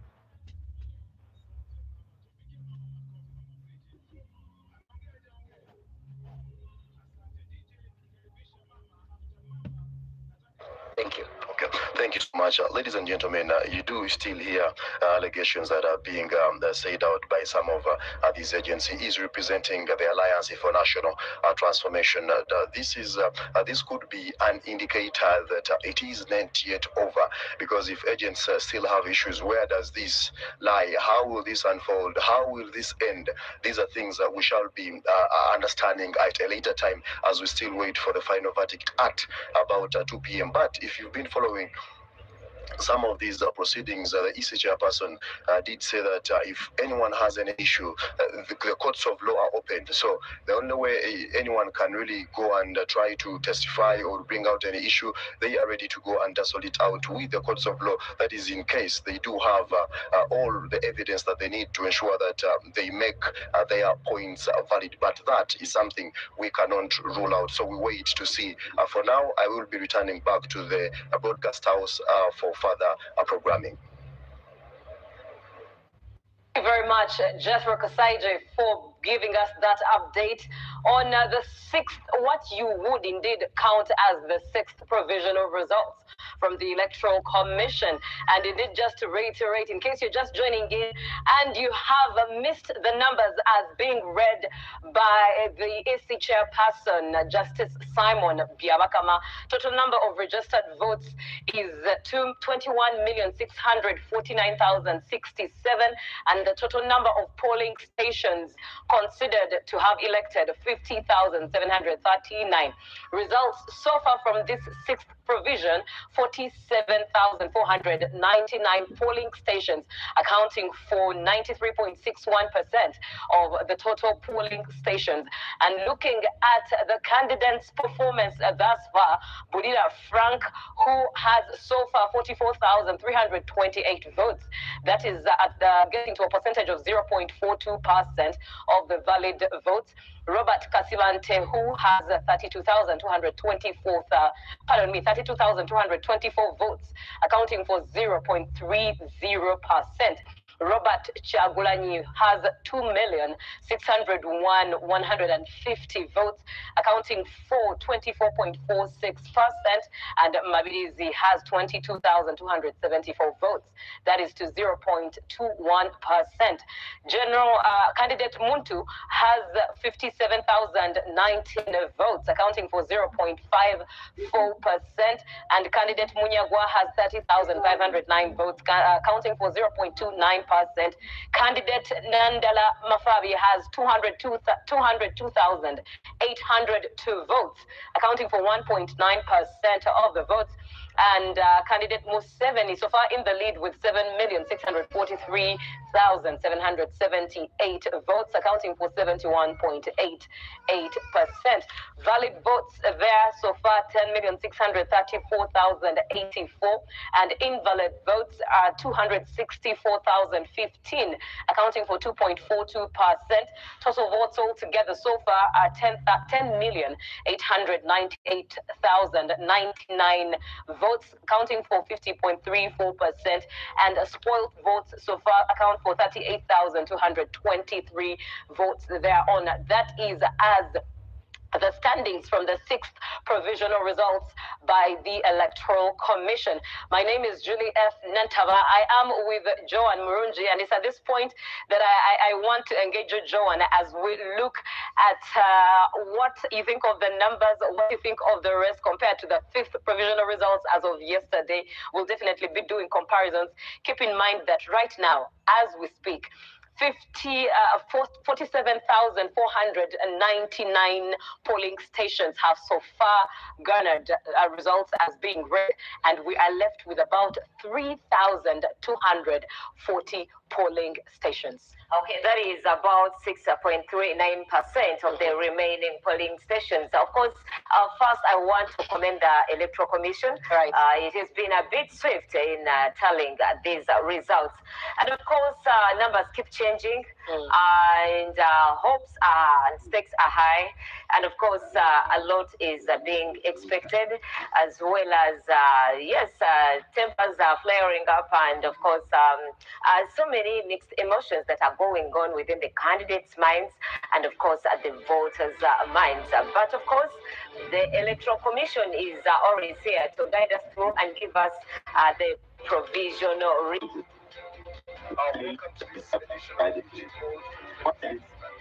The results that are coming in provisionally. We have just finished almost the final session. Lastly but not least, we'll have one more session at 2 p.m. that will be giving us exactly what is happening. But I'm joined by Benjamin Katana, the Treasury General of the National Unity Platform. He's with me this morning. Benjamin, how are you? Well, I'm not fine. What is it exactly? Especially with what has been happening. Clearly, I want first of all to put the record straight that what is being announced and relayed here is not a reflection of the will of the people of Uganda as expressed through the voting that transpired the other day. We started here by the Electoral Commission giving figures and without showing us where they were coming from. When we challenged them, they started giving a breakdown. When we compared with the declaration forms that we have so far, because on account of the internet breakdown or blackout, we don't have all of them. But the ones we have, clearly there is a discrepancy between what they are presenting and what obtained at the polling station, clearly indicating that these figures were preconceived even before people went to the votes, the fabrication, and of course, the NRM must have been embarrassed that after all they have taken us through, the people went ahead and defied their orders and voted for our candidate. That's why they have resorted now to fabricating results. But we are very confident that the people of Uganda had the message, because throughout the campaign, the president has encouraged the people of Uganda that under Article 29 of the Constitution, they have a right to express themselves peacefully and lawfully and reject any attempt to subvert their will. And I believe that they will exercise that right and challenge the illegitimate and unlawful actions of the Electoral Commission.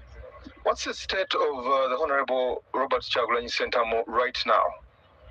Well, we may not be able to speak with certainty about what the situation is in now, because 2 days ago, the army and police besieged his home, denied us access, denied the media access.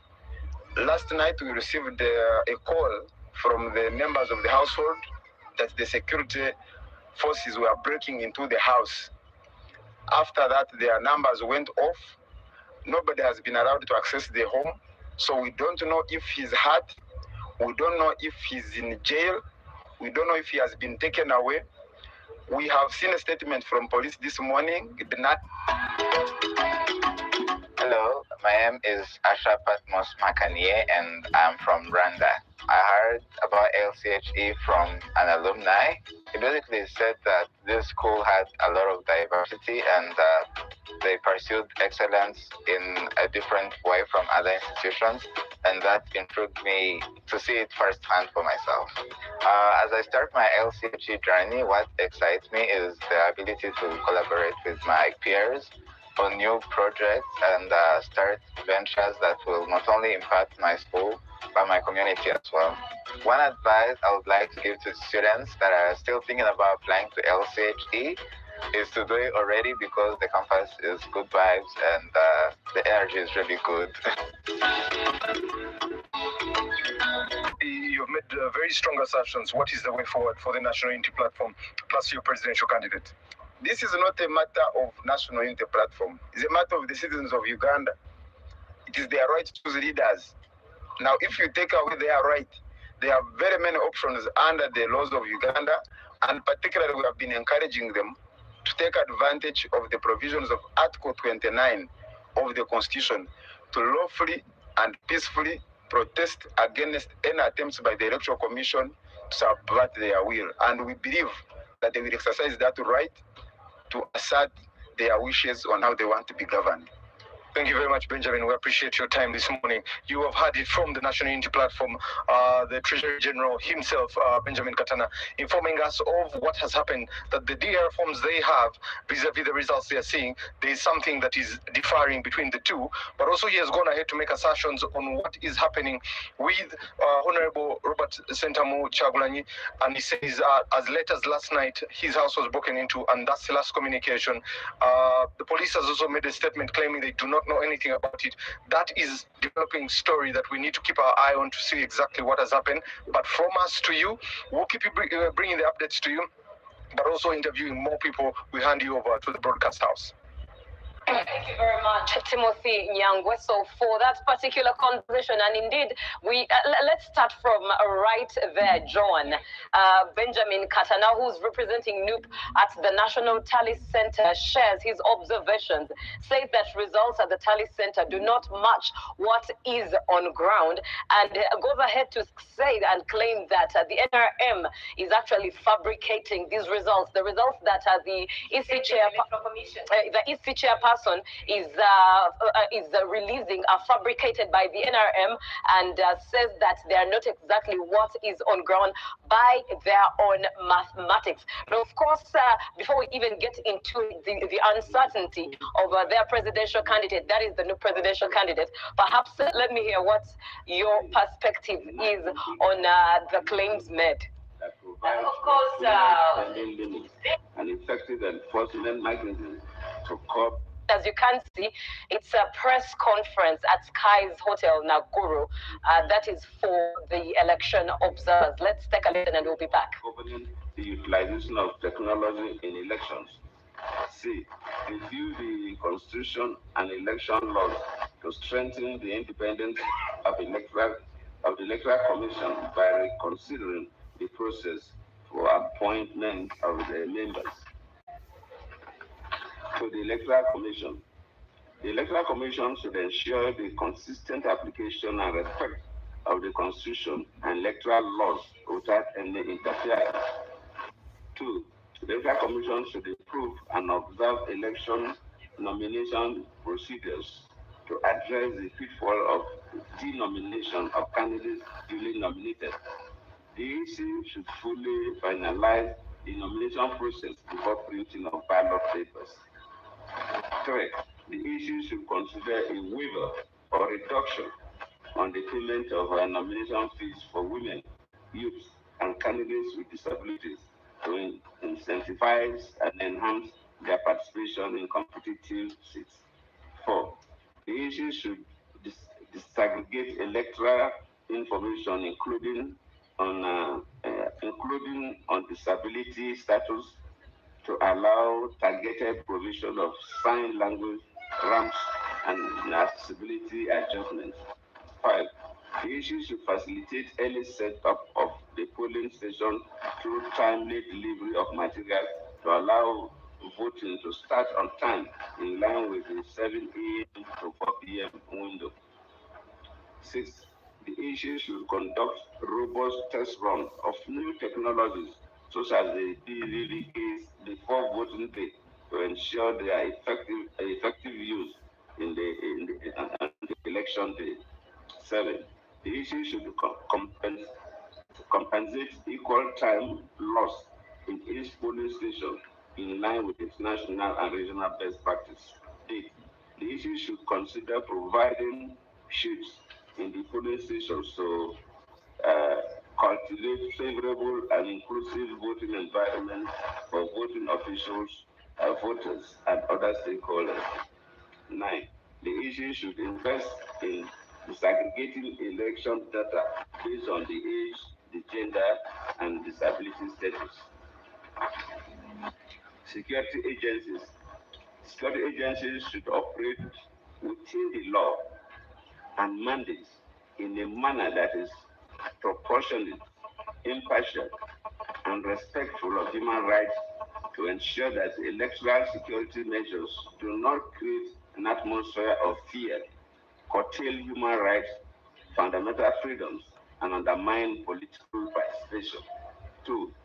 Security agencies should refrain from issuing directives on election-related issues that are not within their purview to do so.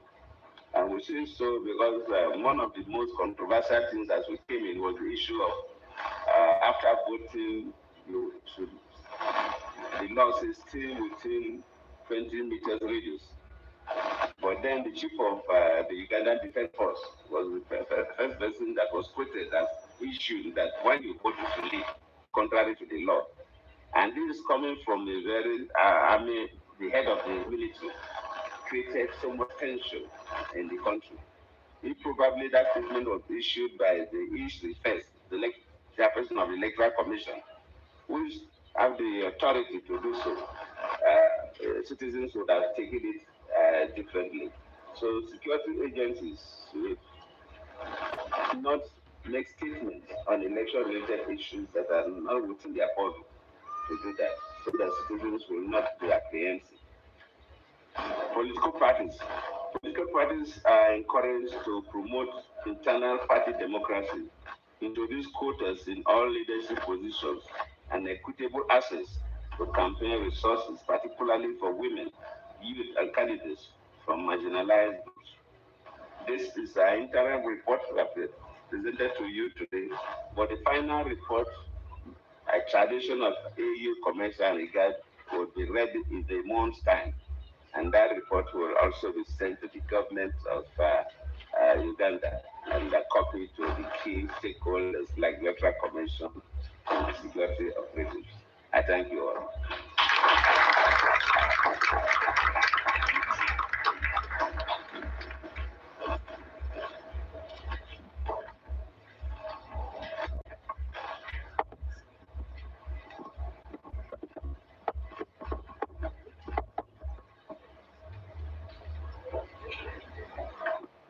Thank you so much. So that was the report from the Combined Mission of AU, COMESA, and UGAD. And now we'll hear from the head of mission representing East African community. Thank you. Thank you. Your Excellency, good luck. Jonathan, former President of the Federal Republic of Nigeria and head of Combined Mission, AU, COMESA, UGAD, Excellencies, High Commissioners, representing East African Community member states, Excellencies, Ambassadors and High Commissioners, East African Community observers, international observers, invited guests, members of the press, ladies and gentlemen. Upon the invitation by the Electoral Commission of the Republic of Uganda, the Secretary General of the East African Community, Honorable Veronica Nduva, deployed the East African Community Election Observation Mission to the 2026 general elections in the Republic of Uganda. Observing elections in the East African Community is in line with the fundamental principles of promoting good governance and democracy in the community, which are ensured in the Treaty for the establishment of the East African Community and East African Principles for Election, Observation and Evaluation adopted by the East African Community in 2012. This election observation mission is comprised of 58 observers under my leadership, and I'm deputized by Honorable Maina Karobi Amwangi, who is the chairperson of the Regional Affairs and Conflict Resolution Committee of the East African Legislative Assembly. The members of the mission were drawn from the East African Legislative Assembly, East African Community Secretariat, national assemblies, government ministries, and electoral management bodies of the East African Community partner states, other than the Republic of Uganda, in compliance with East African principles on election observation that provide that no national of the country holding the election should be a member of the election observation mission. Ladies and gentlemen, prior to constituting the election observation mission, the East African Community conducted a pre-election assessment from 14th to 20th December 2025, whose objective was to evaluate the electoral environment and the preparedness of relevant institutions and stakeholders involved in the electoral process in 2026 elections in the Republic of Uganda.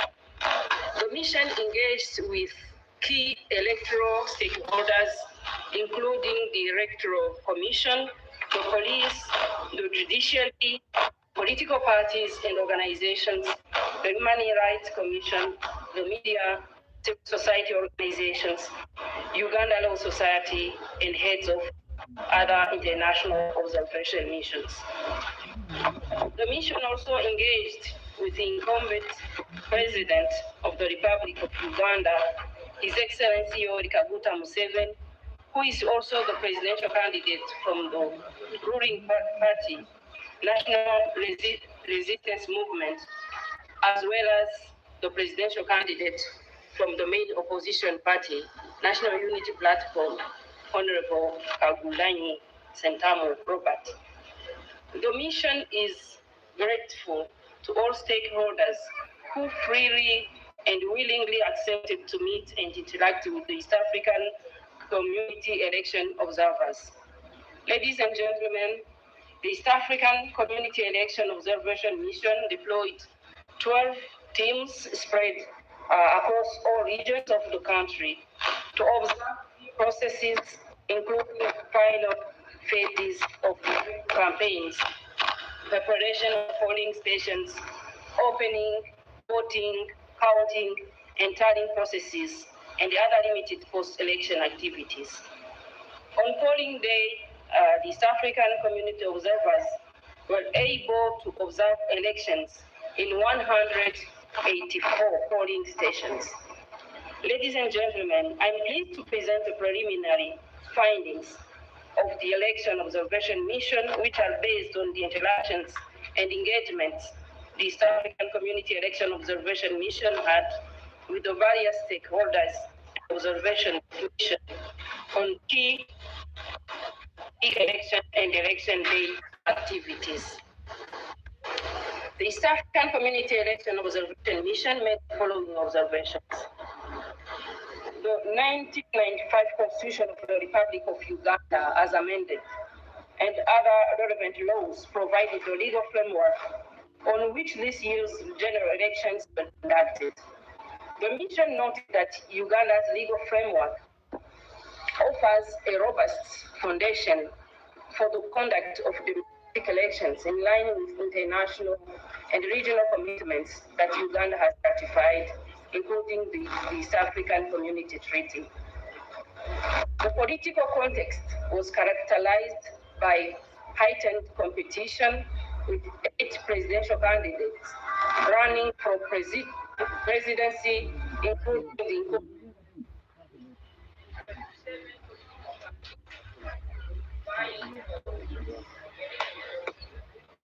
at presidential, parliamentary, and all municipal elections.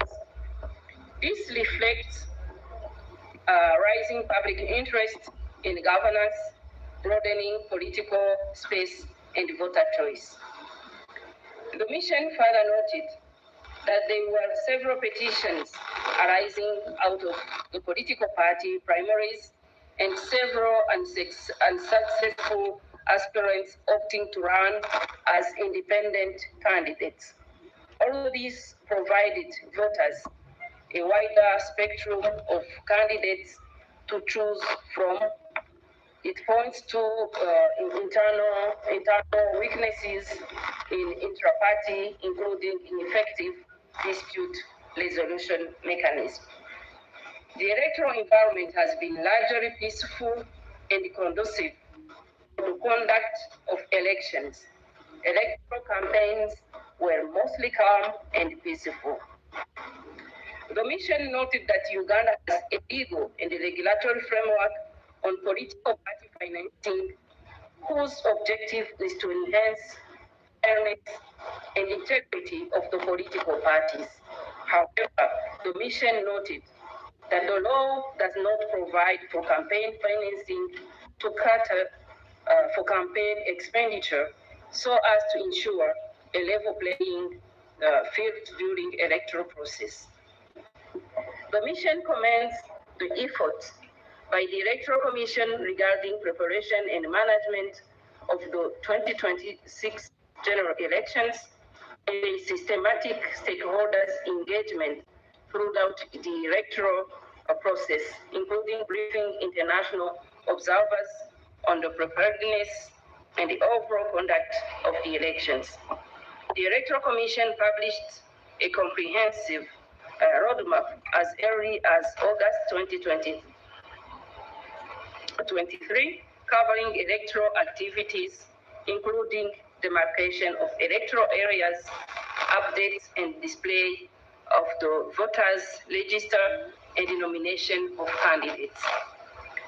The mission notes that the National Voters Register had 21,681,491 registered voters, which reflects a laudable 70% increase from 18,103,603 in the 2021 general elections.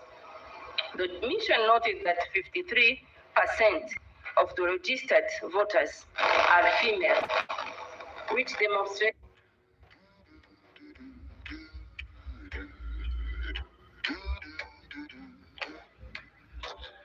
Take me out to the ball game. Take me out with my crowd. Buy me a psychedelic peanut and a cracker jack. I just know I will always come back, 'cause it's root for disclosure. Without that, we'll all be ashamed, 'cause it's 1, 2, 3 strikes, we're all out in the new ball game.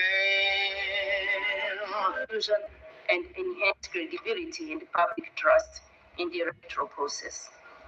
The mission recognizes the active role played by civil society organizations in civic and voter education and election observation.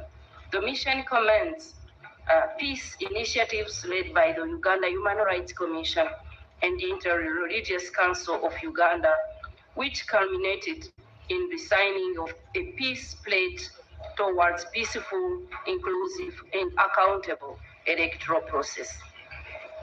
The mission noted that the law provides for equal coverage of candidates by state-owned media. Generally, media offered extensive coverage of the electoral process and were also essential in dissemination of voter information to encourage meaningful participation in the elections. The mission noted that although there was no female presidential candidate or disaggregated data on female candidates, youth, and persons with disability, political participation of women is promoted through district women representatives in parliament. Inclusivity is further enhanced in parliament through special interest groups elections, together with youth, workers, persons with disability, and UPDF. The mission noted that on 30th January 2026, the Uganda Communications Commission issued a directive suspending public internet access, which had a direct impact on the compilation and analysis of field reports from our observers. Regarding voting, counting, and tallying, on polling day, the mission observed the following. During opening, all polling stations visited opened late, with an average delay of 3 hours due to late delivery of election materials, manufacture of biometric voter verification kits, and delayed setup of polling stations. These delays caused frustrations for voters at some polling stations, with some deciding to leave. Despite these delays, the mission observed that the environment was generally calm and peaceful, with noticeable presence of party and candidate agents. All the polling stations observed were accessible to persons with disabilities, demonstrating efforts toward inclusivity. Assistance was provided to voters. Hi guys, juzi nilikuwa nahitaji pesa haraka, nikakopa 40k kutoka kwa app yenye interest yake ni 600 kila mwezi. Ile nikopoa juu interest yake iko chini. Download hii app ukope pesa hapo, hawaitishi garanta, hakuna service fee, na si lazima ukuwe umeajiriwa ama useme bills zako ni how much. Unahitaji tu ID number na namba yako ya simu. Na pesa inatoka kwa dakika 5 baada ya kuidhinishwa. Interest yake ya kila siku inaanzia 0.05%. Kama unahitaji pesa haraka, bonyeza hapo chini ya video ili ujue limit yako ni how much.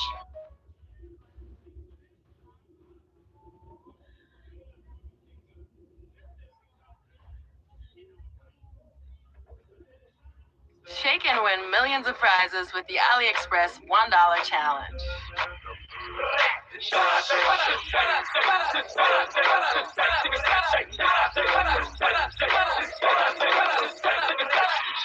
Get unreal deals for just $1. Win $10,000 in flight credits and a $3,000 AliExpress shopping spree. Download, shake, win.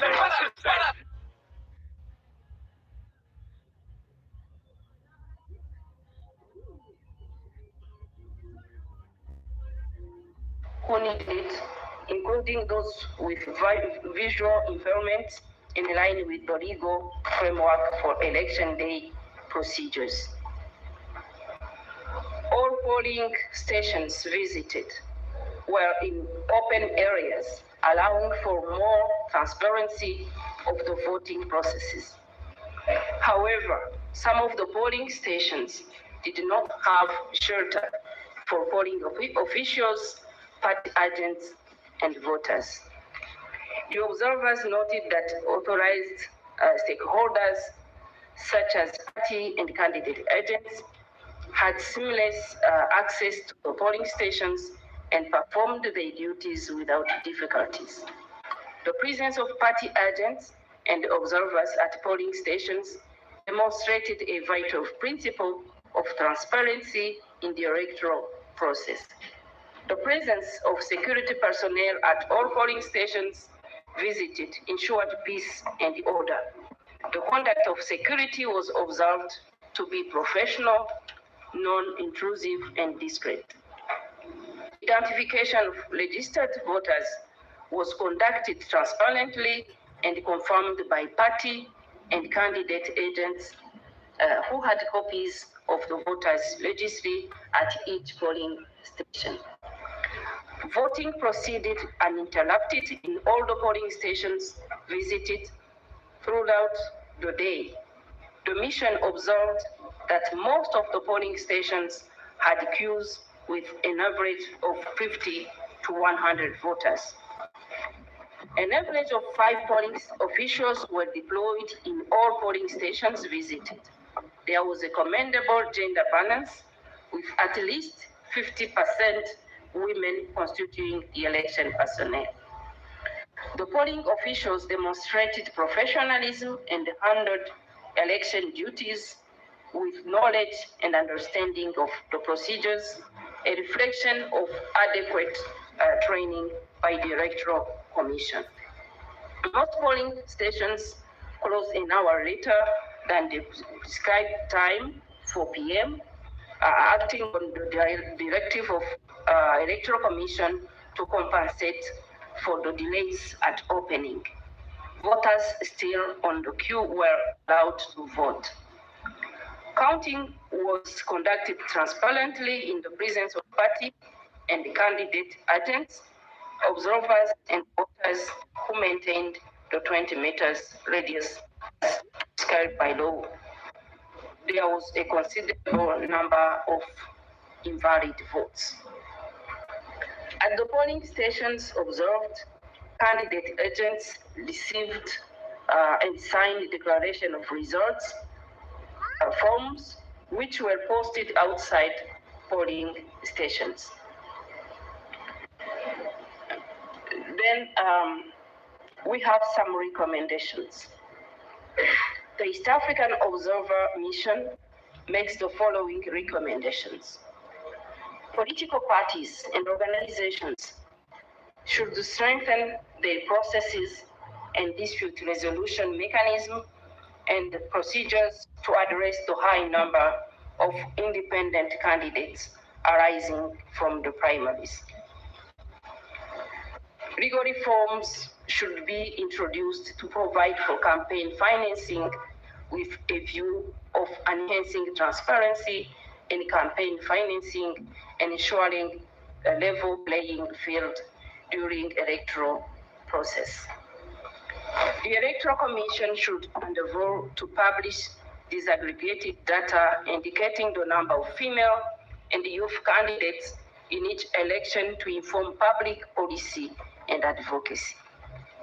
The Electoral Commission should enhance voter education to minimize the number of invalid votes in future elections.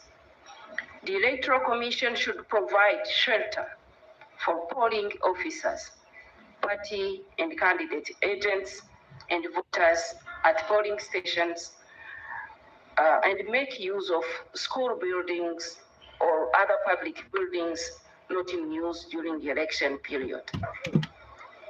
There is a need to ensure that public access to information through ICT, such as internet services, are available and accessible to all persons during the electoral process.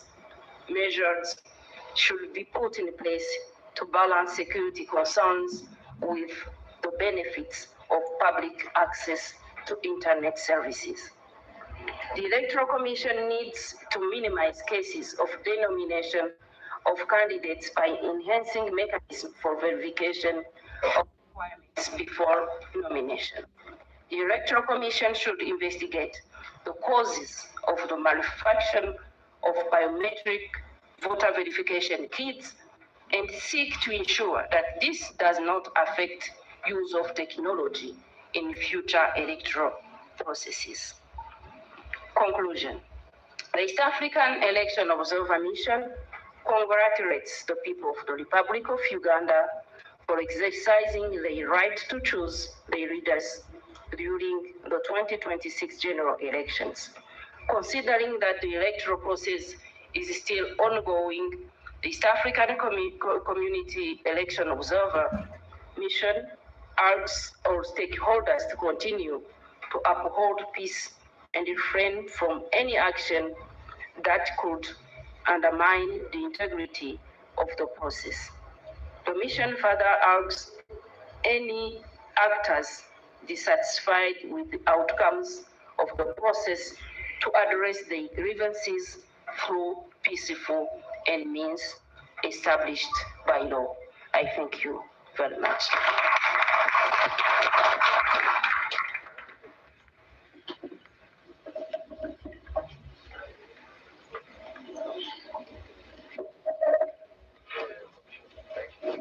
Thank you so much, Madam Edda from the East African Community. And now we hear from the ICJLR Parliamentary Forum, and after that we hear from the East Africa Standby Force. Thank you. Your Excellency, former Republican President of the Federal Republic of Nigeria, heads of mission, honorable members of Parliament, ambassadors and diplomats present, distinguished delegates, members of the press, ladies and gentlemen. We're extremely honored to present the preliminary statement of the Forum of Parliaments of Member States of the International Conference on the Great Lakes region, which is based on the observations made by our electoral observation mission during the general elections in the Republic of Uganda, held on the 15th January 2026. Our sincere gratitude goes to the people and government of the Republic of Uganda for their warm hospitality accorded to us since our arrival. The deployment of the short-term election observer mission underscores our dedication to uphold the principles of Article 6 of the International Conference on the Great Lakes Region PAC on security, stability, and development in the Great Lakes region, with particular emphasis on the protocol on democracy and good governance. Furthermore, our observation mission is a response to the generosity invitation extended to the forum by the government of the Republic of Uganda. Distinguished guests, ladies and gentlemen, in person to foster a culture of democratic governance in the Great Lakes region, we deployed 21 observers from the member states of the forum, namely the Republic of Kenya, the United Republic of Tanzania, the Republic of Zambia, and the General Secretariat headed by me, Moses Moyo, as the head of mission. Given that the Republic of Uganda is a member state of the forum, we consider it significantly honored to be among the international observation groups accredited to observe the 2026 general elections. Ladies and gentlemen, let me summarize the electoral observation activities that we carried in run-up to the January 15th general elections, in accordance with our mandate as follows. In order to ascertain the state of preparation and preparedness towards the January 15th general elections, the Forum of Parliaments of the International Conference on the Great Lakes region conducted a pre-election analysis. Upon arrival in Kampala, the observers participated in a comprehensive briefing and orientation on the 9th January 2026 before being deployed in areas of responsibility.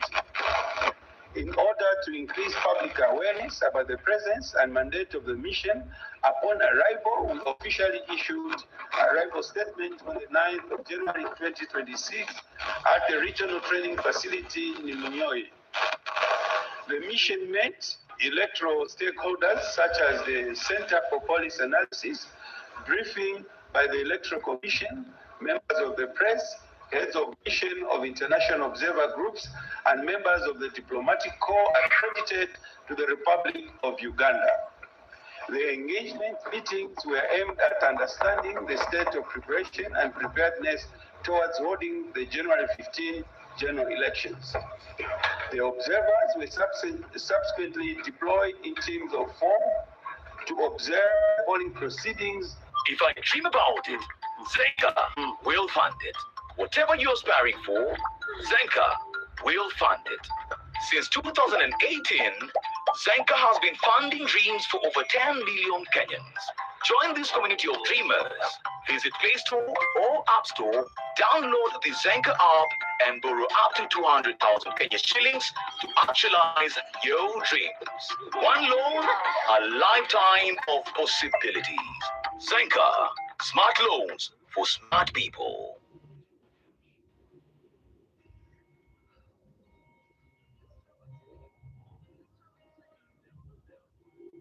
Halo. Halo, sasa. Sasa. Poa Sasa nikupigia. Ukoje? Niko poa, ukoje? Niko poa pia mimi. Unaenda hivi? Naenda hivi. Siko naamini hizi ya fulani za Kenya hizi za loans. Siko naamini. Kwa nini hizi apps zote ni scams? Unajua hiyo fulani toka Cashbin? Cashbin? Cashbin. Cash what? Cashbin imeniokolea. Cashbin? Cashbin. Manze hii app imenisaidia nikalipa wifi, manze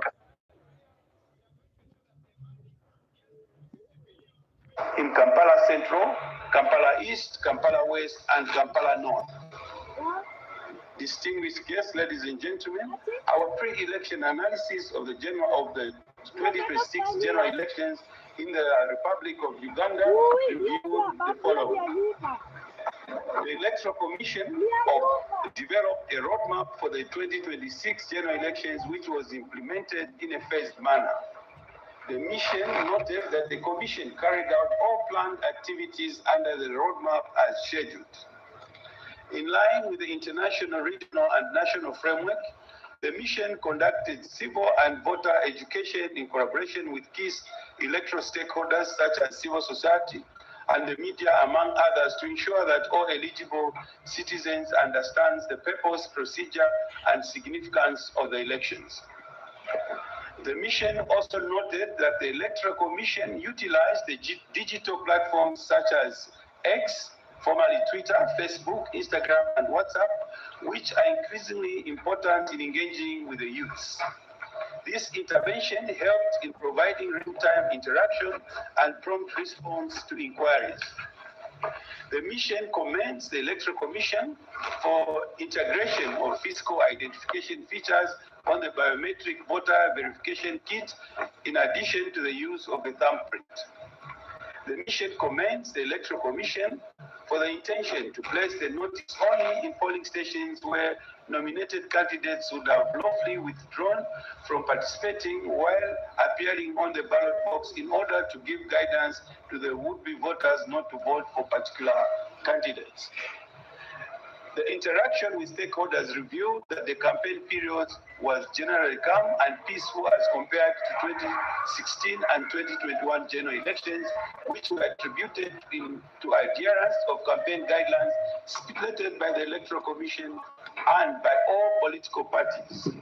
In this regard, the mission commends the Electoral Commission, security apparatus, the competing political parties, and all the citizens for their effort in maintaining peace. There were also concerns raised by increasing misinformation, disinformation, and use of hate speech on social media. The temporary suspension of public internet access and selected mobile services during the election period as a measure by government to mitigate spread of online misinformation, disinformation, and electoral fraud, as well as preventing incitement of electoral violence. Ladies and gentlemen, the mission would like to clearly state that in its finding on the 2026 general elections in the Republic of Uganda are purely based on the pre-election analysis in country polling procedures and voter counting at the polling stations. Let me now address the polling day activities according to the Electoral Commission. There are 50,739. My work is easy because I use ClickUp. Here's how AI gives me all the answers. Since all our company info is in ClickUp, Brain can give me answers that no other AI would know, like what's our PTO policy? Questions I normally ask my team are now instantly answered by Brain, so I get what I need and my team doesn't get interrupted. And with AI web search, I have access to the entire internet, bringing real-time information directly into my workspace. ClickUp makes work easy, from personal projects to running a multi-billion-dollar company. Click the link below to create your workspace for free. The opening was delayed by 2 or 3 or more hours. The reasons being due to malfunction of the biometric voter identification kit. In some instances, polling officials did not receive the passcode. There were fewer numbers of registered voters present in some polling stations during the opening, below 10 as required by the law to officially open the polling station for voting. However, as the day progressed, more voters turned up to vote as observed in long queues. Elections were conducted in a peaceful, calm environment that allowed the people of Uganda to exercise their democratic right to vote. The polling stations were laid in a manner that allowed smooth flow and guaranteed secrecy. There were presence of police personnel, security personnel in all polling stations as observed, and they conducted themselves in a professional manner. The presence of political party agents in the polling stations, particularly the Theological Party of Uganda, National Resistance Movement, National Unity Platform, Democratic Front, and in some instances, independent candidates was commendable. Generally, the opening procedures were followed by the polling staff and demonstrated a good knowledge of the opening procedures. The mission is glad to note that there were no incidences of voter inducement in the polling stations observed.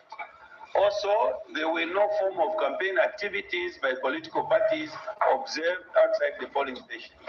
However, the mission observed the presence of campaign materials in some polling stations visited at the time of opening, contrary to the law, which requires non-existence of campaign materials within the radius of 20 meters from the polling center. Our mission had the opportunity to observe the voting procedures in a significant number of polling stations in Kampala City District. The mission is gratified to report that notwithstanding the delayed opening of polling stations, the voting process unfolded in a serene and orderly manner. The polling stations that the mission visited were staffed with women and youth generally constituting most of the workforce. As a concern, the mission noted that non-participation of women as presidential aspirants in this year's elections, which does not promote the participation, inclusivity, and gender equality in the political sphere. The requirement of voters to be 20 meters away from polling stations after voting was difficult to implement, especially in polling stations situated in marketplaces. In some polling stations visited, application of indelible ink to voters was done by police officers.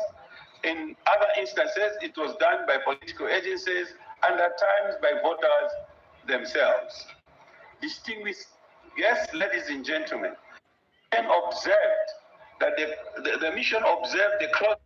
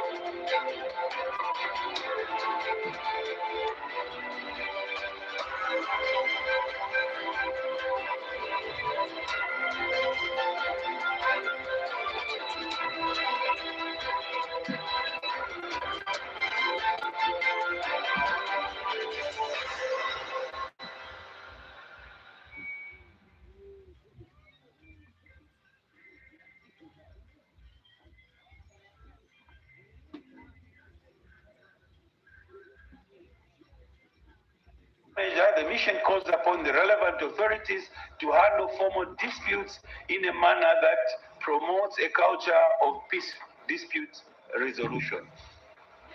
The mission will issue a more detailed and comprehensive report shared through its diplomatic channels to all relevant stakeholders. I thank you very much.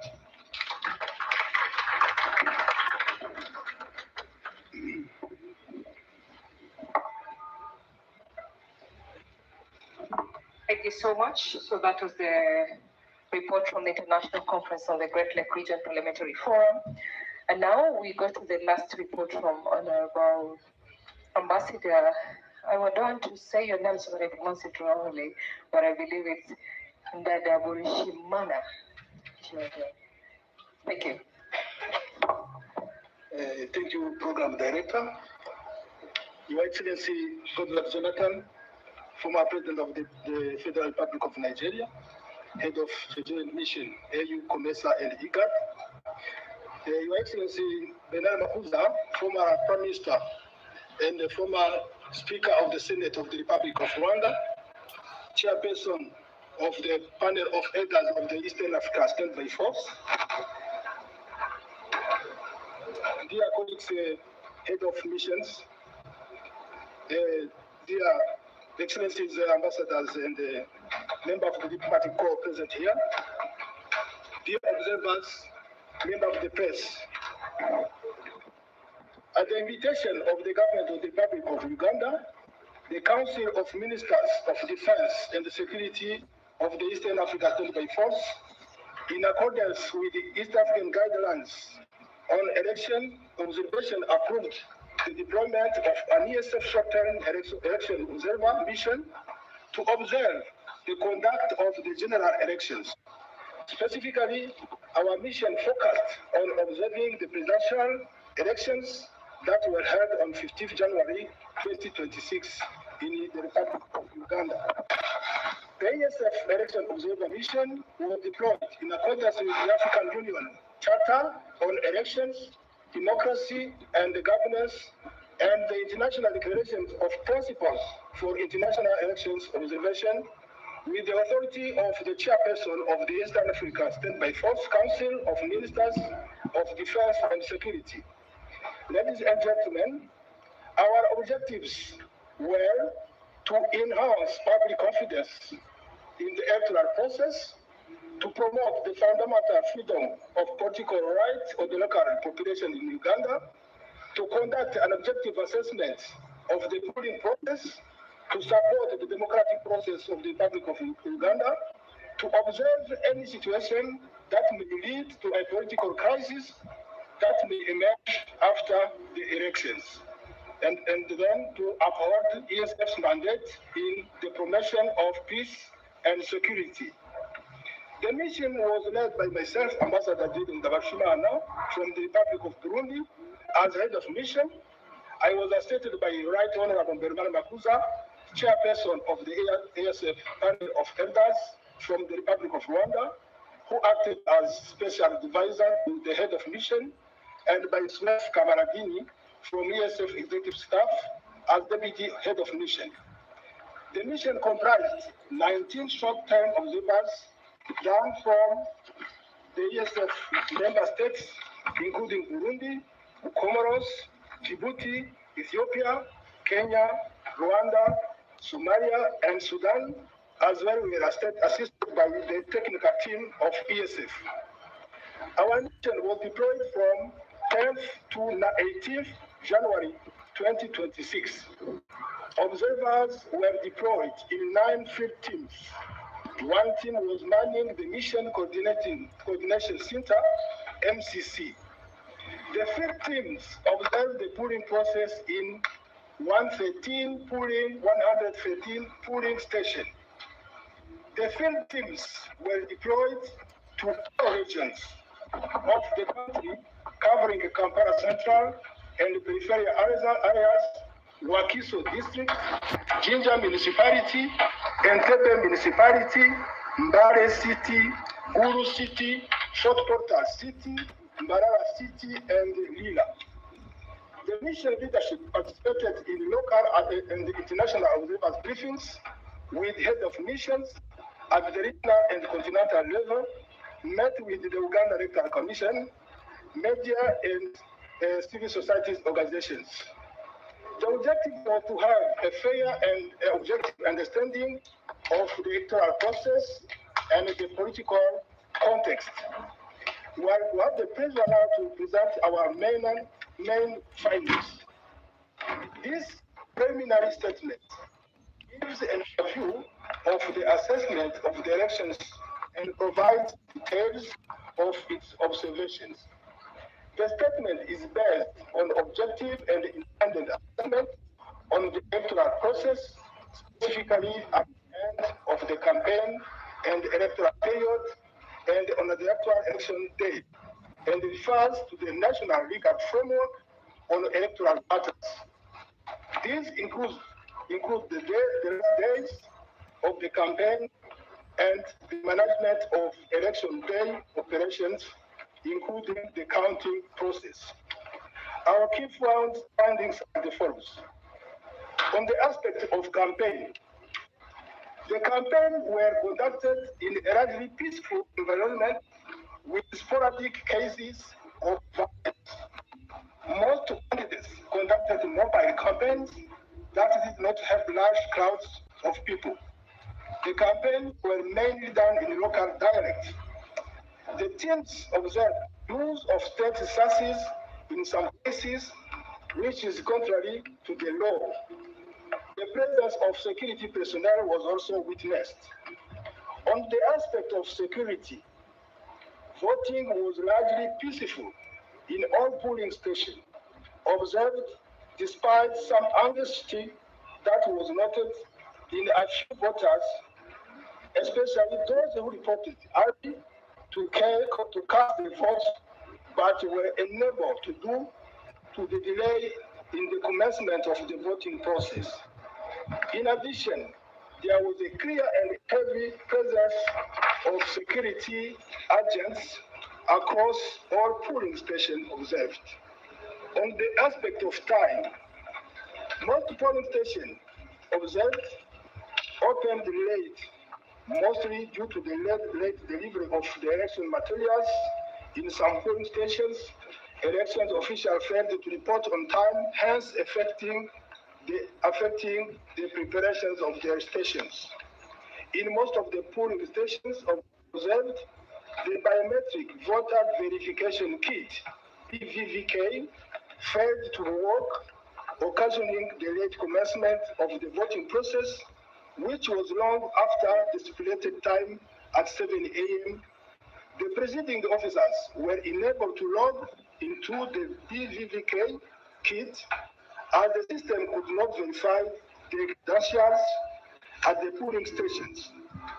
The polling stations were opened at averagely 10 p.m. In order to mitigate the situation, the Uganda Electoral Commission issued a directive for polling stations to use the manual voter register for purposes of voter verification prior to casting of ballots.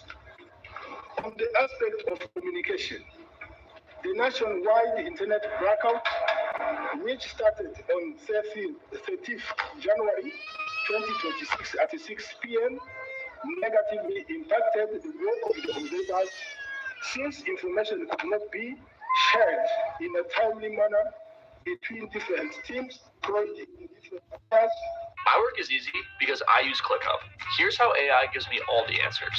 Since all our company info is in ClickUp, Brain can give me answers that no other AI would know, like what's our PTO policy? Questions I normally ask my team are now instantly answered by Brain, so I get what I need and my team doesn't get interrupted. And with AI web search, I have access to the entire internet, bringing real-time information directly into my workspace. ClickUp makes work easy, from personal projects to running a multi-billion-dollar company. Click the link below to create your workspace for free. Local observers. Our mission encountered very few local observers in the polling stations that they visited. This brings into question the process of registration of the domestic observers. On the aspect of training of polling staff, in general, a significant lack of harmonization of processes in the polling station was observed, which pointed out a lack of proper training of the polling staff. In certain instances, we observed the presiding officers handling the voter register while issuing ballots at the same time, leaving other polling staff with no work to perform. We also observed the voters being inked on different fingers, which differed to the set guideline, which indicated that fingers are to be inked on the voters' cuticle on the right hand thumb. On the aspect of closing, due to the late opening of the polling stations, closing was extended by 1 hour from 4 p.m. to 5 p.m. However, this communication came very late, and some polling stations were unaware of this directive and even questioned the veracity of the information. On the aspect of counting, the observer teams indicated that the vote counting process in areas were conducted smoothly and in accordance with the law. In a few polling stations, the 20-meter rule that ensured the public overwhelmed the polling station was not observed.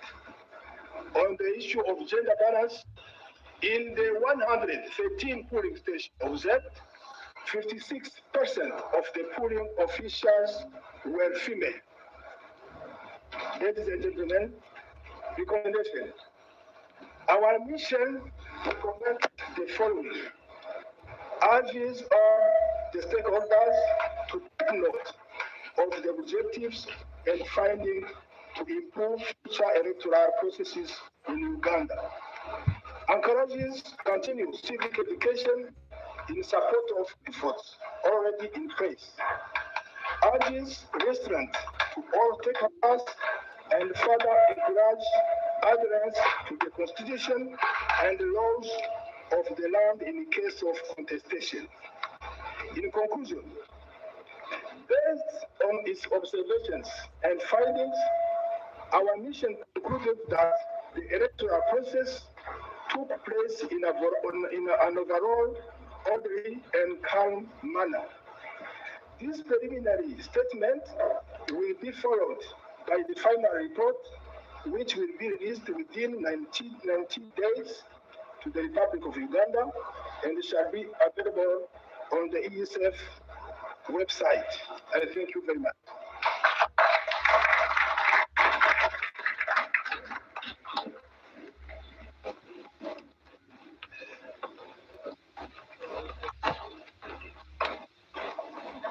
Thank you, Honorable Ambassador. Thank you for your attention and patience through the 4 statements that have been made to us. We've listened to the statements from the Joint Commission African Union by His Excellency Jonathan.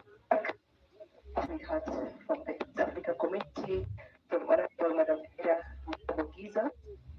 We also heard a statement from the International Conference on Great Region, Electoral Forum, brought to us by Moyo, and finally from the East Africa Standing Post, brought to us by Ambassador Jabarishirimana. Members of the press, if you have an opportunity to ask questions, if any, seek clarification from any of the statements that have been made before us, do so please state your name and the meeting as you represent. Keep your questions to the point.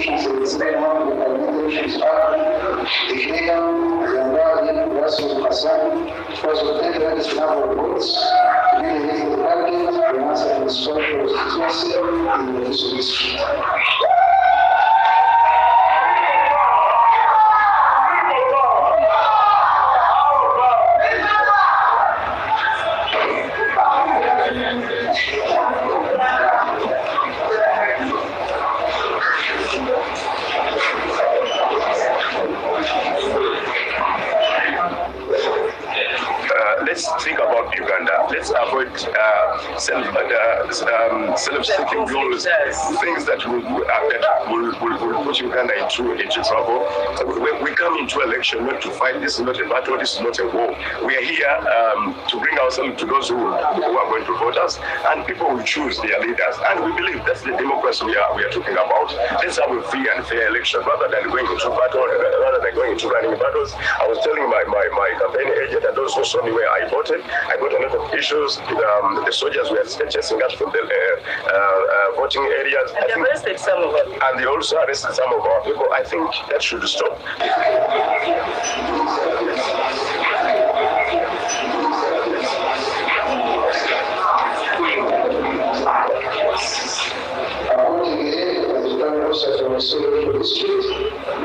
Sections in the Civil Organizations Act, I declare PURPLE-DIVACOZANTA which are this constituency in the district.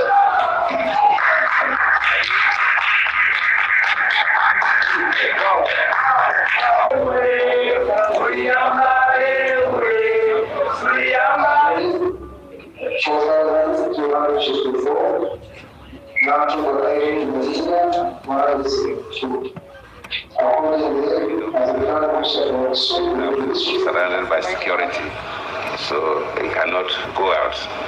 But I've not seen him, so to know whether we are preparing for this conference. But before we leave, because we will include some of this in our final report, because we are still observing. Before we leave, we'll find out why is in a semi-house arrest situation, though he's in his own house, not where we visited, because I was told that it's not in the house where we visited him, but that is in a different house, but that is his own house, surrounded by security people. That is the information we have. Though there's flying news that, in fact, somebody asked whether that even helicopter flew out in the night. So we got that from that was the wrong information. So it's not been flown out of this of the country. But we don't know details, and I cannot just guess. I have to tell you exactly what I know.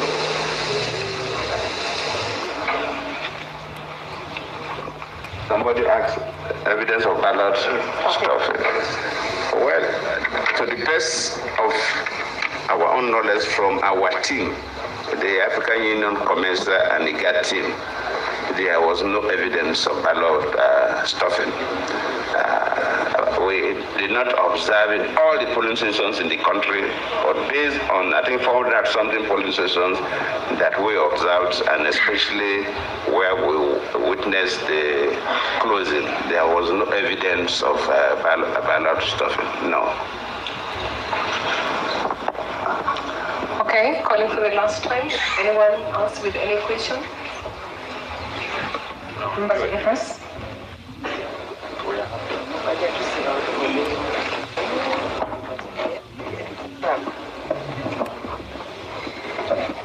My name is Abra Baba, and I work with England. My question is Excellency to turn back. Sir, given the fact that the internet was shut down, did you get a chance to hear from the Electoral Commission on how they were receiving these results from the regional tally centers and the polling stations on the ground? Thank you so much. Because we got information about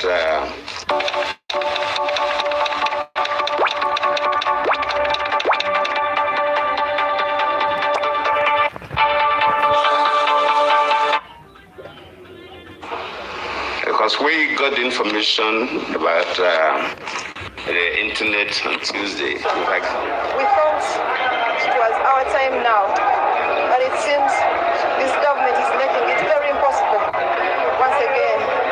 But people of Uganda, I want to thank you very much. You have spoken. You spoke.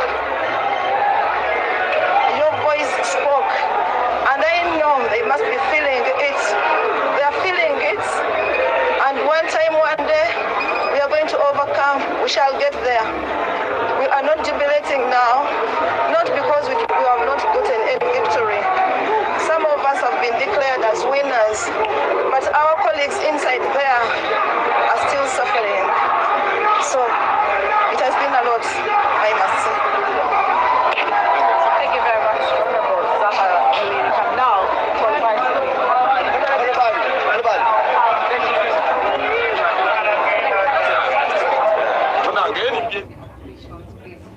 close the session at this time. But allow me to appreciate all members present here, starting with the various heads of mission, the committee represented here, the observers mission, or rather observers who went to the various missions, long hours of dedication, some in very rough terrains, drafters of the various features, communication and visibility team, coordinators of the various missions in here. Thank you so much. And of course our drivers who went to very long drives. Thank you to you all. As you go home, we wish you journey masses and prosperous 2026. Thank you.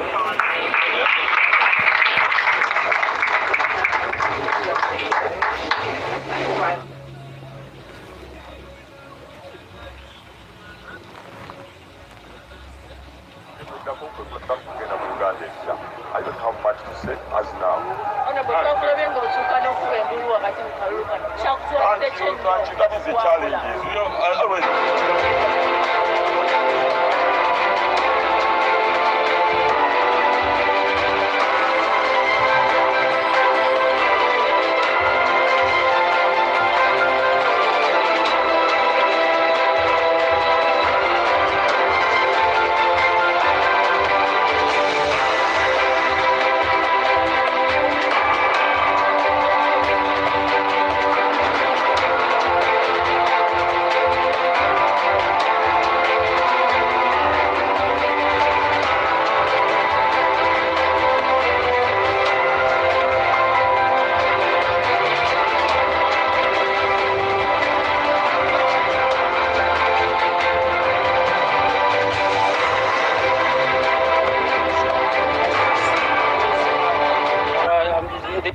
Supporters of Madina Sereko, who has successfully been declared as the MP for Kawempe South. Madina Sereko has beaten the man popularly known as Chairman Nyanzi or Nyanzi Sentamu. Madina Sereko managed to garner 18,591 votes.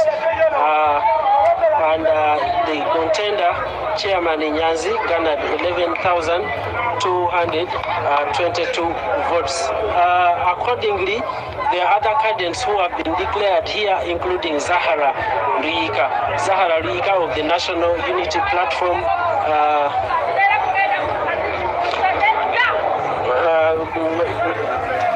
Zahara Ruhika, the candidate of the National Unity Platform, has managed to garner 32,264 votes, beating NRM's Keita Doreen. Keita Doreen also served as RCC, but also she was the NRM candidate in this position, much in the West. Much in the West, remember, Zahara Ruhika shifted positions from Kampala woman MP aspirant after the National Unity Platform chose Shamim Marende, the incumbent. So that is what is happening. And the incumbent MP, Sewanyina Alan, who missed the NUP card, secured 4,452 votes. So what you can see in my background are supporters of Madina Sereko, and okay. Omunjagala omuyeka. Essanyu ki? Olunaku olwaleero essanyu lye nnina lya Kawempe South. Omubaka Honorable Madina Sereko Ntale abamezi ate akuwidde eddala ewali ekitebe era awanguddewo n'ebitundutundu 2-2. Biki byayagala abakolere nga mu abavubuka? Honorable Madina Sereko sigenda agamba nti nebyo byagala tukolere kuba of course abimanyi ate abadde abikola. Si byagamba nti no be bana ababaka abajja abagenda okukola ki ebbanga lyonna byakozeeko tubadde naye tukoze ki amanya nze sina tayibu mali yagamba yokalala ekirala omubaka oyo gwolaba mwana nzalwa yekawempe nze mmanyi wasomedde wesomedde wasomye naye sisomye naye naye kusomera we yasomera we nasomera soja kitumuwako obujulizi we yasomera primary ne yasomera secondary we nkoze ki wonna wensomedde yasomera ku St. Martin omulago 2 kushegera n'avaawo n'agenda kukola SS wasomedde amanya n'eddoboozi yenze Azima Badiru nga ndi muntu nzaalwa ya Kawempe South. Nina essanyu ly'amaanyi nnyo ekitebe kya Nuupu nkigudde n'ekigya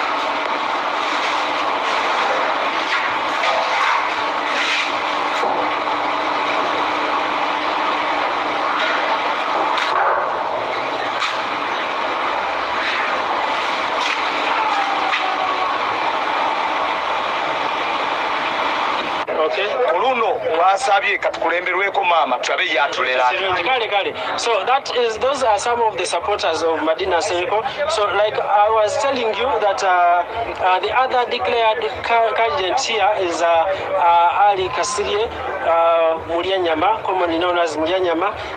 That is the candidate for NRM, Machinde East, who managed to garner over 17,000 votes. Then the NRM scooped 15,522 votes. So what is happening here? My concern is the number of invalid votes, because when you look at the declaration of result forms, you look at the invalid votes increasing at many of these divisions. So this calls for a lot of questioning about civic education, because of recent I witnessed the Electoral Commission chairperson and a section of the Electoral Commission officials educating the public on how to cast their votes. But you find that in a constituency like Rubaga North and Rubaga South, there are over 3,000 invalid votes. So you question why, where is the problem? These are some of the areas that need to be looked at. The returning officer of Kampala district, that is Muhasa Rashid, is now left with 2 positions to announce, and that is the Kawempe North constituency and Kampala district woman MP. Kampala district in total has got 10 slots of the parliamentary cake, which has to be shared. So far, NRM and National Unity Platform have booked positions to have a share in this cake. So we shall be giving you what happens as we get the results from the returning officer. The mood here is a bit energetic. There are those who have beautiful smiles. There are those who arrived with beautiful smiles at the start, but right now the smiles have disappeared. You know why. So that is what is happening here. My name is Daniel Mugoya. We shall be giving you more updates when they come in. Thank you very much.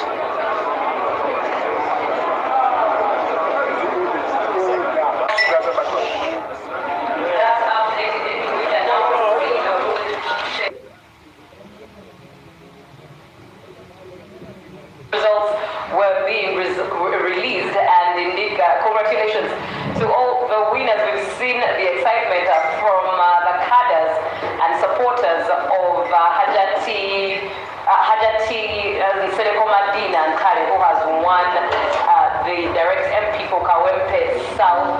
And of course, we also understand that Zahara Rilika, representing the NUP party, has won for Machindie Division West. Ali Muyanyama has also won Machindie East under the NUP ticket, and Joel Senyoni has won Nakawa West right there. You are watching UBC TV.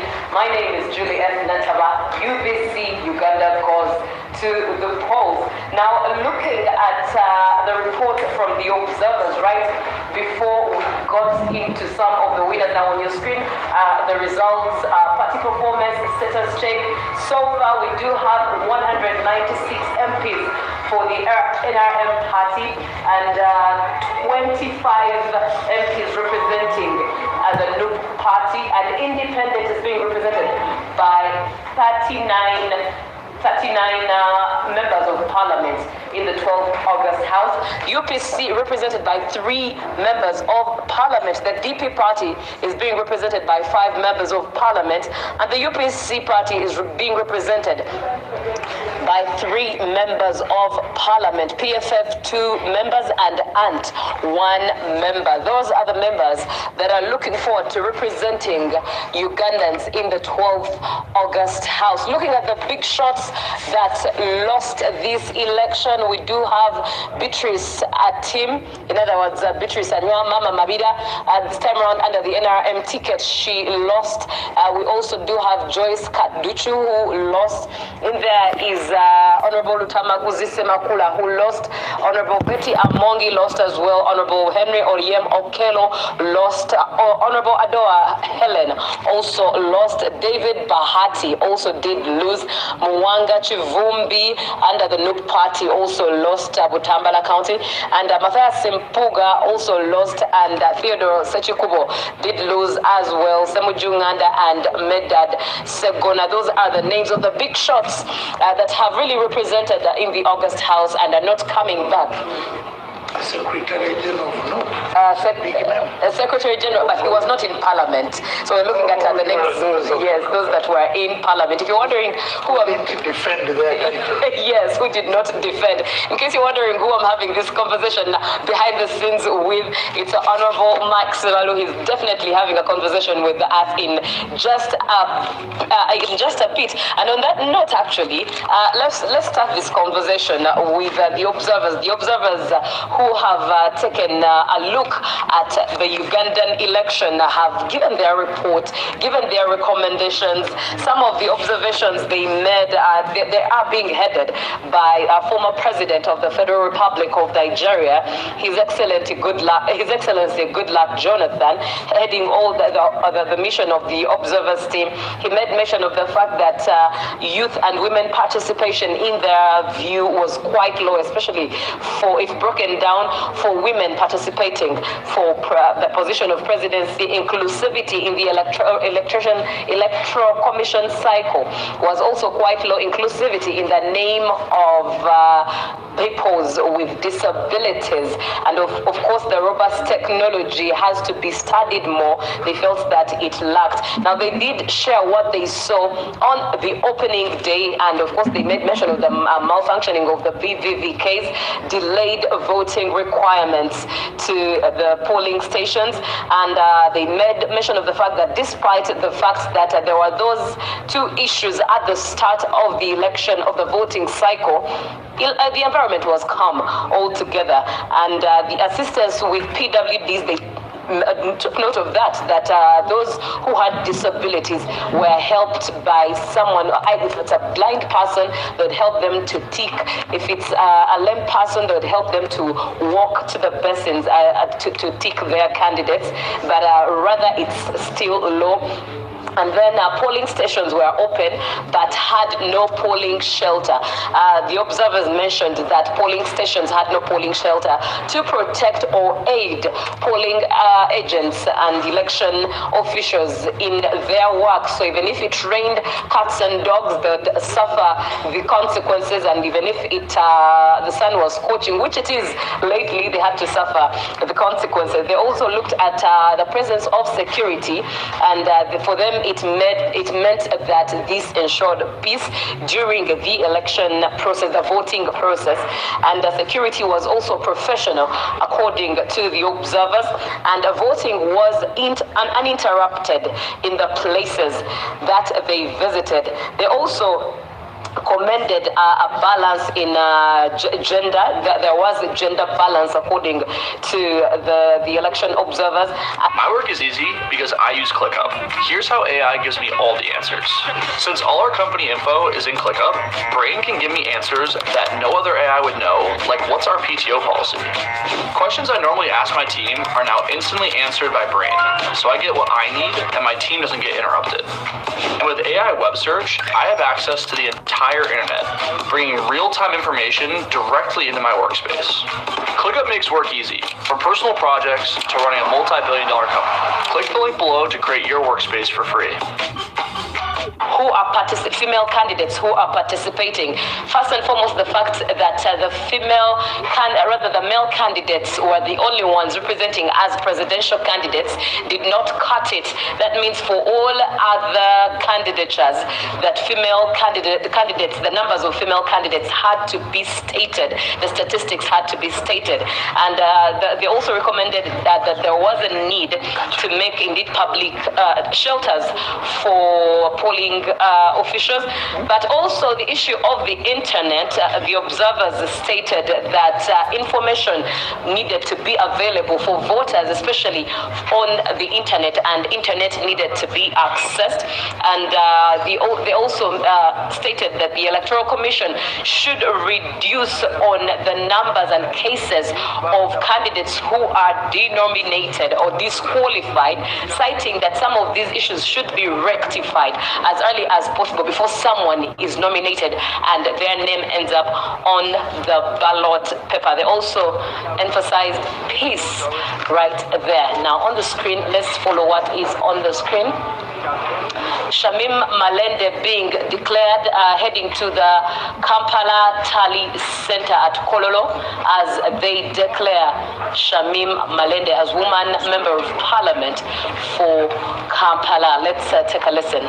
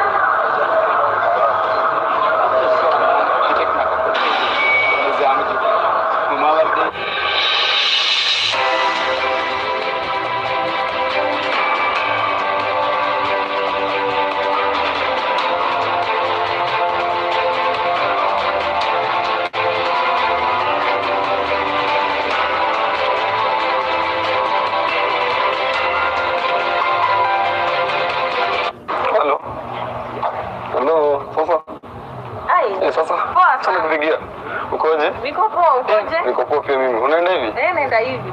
Mzee siko naamini hizi ya fulani za Kenya hizi za loans. Siko naamini niko na hizi apps zote ni scams.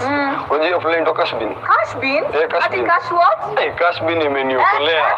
Cashbin? Cashbin. Mzee hii app imenisaidia nikalipa wifi, mzee nikasaidia watu school fees, hadi gas. Nimerefill gas tu sasa hii. Unataka kuiona? Hadi mimi nataka kuiona. Mzee ndio inaitwa Cashbin. Oh, unaipata kwa app? Kwa App Store, unapata kwa App Store. Una click, una login, alafu in 3 minutes unapatia loan yako. Guy, wacha niende, unajua venye nende hivi, nitakushow ngori fulani pia. Wacha ni download your app. I think Peter ni show. Itakusaidia sana wallahi.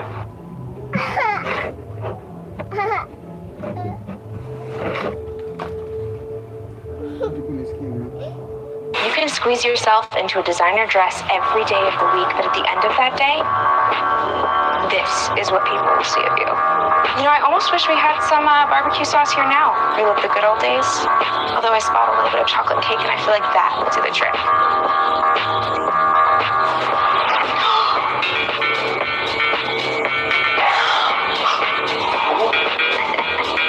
And you know what goes great with ganache? Wine.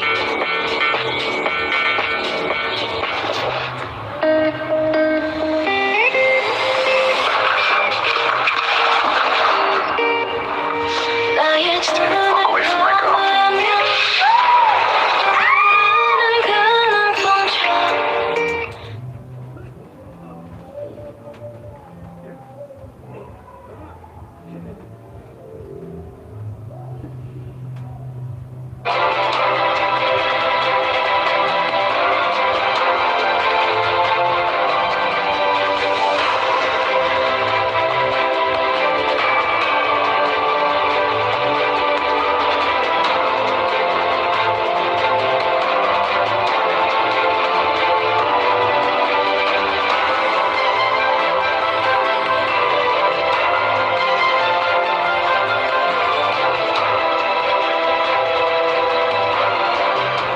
As we get updates from the Kampala Tally Center, let me know, continue with the conversation of observers. And it's at this point that I would love to invite Honorable Mike Sebalu into this conversation. Honorable Mike Sebalu is a former MP Busiro East and a former member of Parliament of the AU Pan-African Parliament, but also member of the East African Community Legislator at the East African Parliament. Right there, Honorable, you're welcome. Thank you very much for having me. Good morning, good afternoon. You've crossed into the afternoon. To all those that are following this program, I'd like to thank UBC for a job well done in ensuring that you keep Ugandans updated on different developments within the political space and also the electoral process. We are glad that you've been able to give a very objective update and analysis of the developments.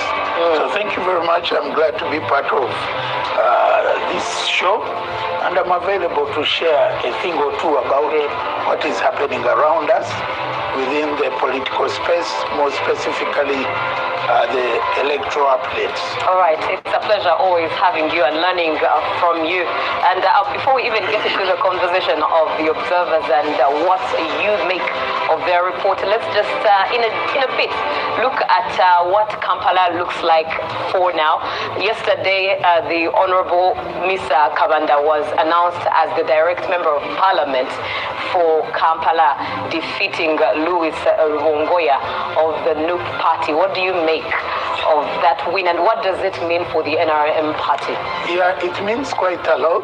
One, I think people need to appreciate that the NRM applied a unique campaign strategy, which was dubbed the parish mobilization model, which then took the electoral process within the NRM in terms of mobilization to the structures, right from the SEC, the NEC, the conference, the district conference, sub-county, parish, and then village.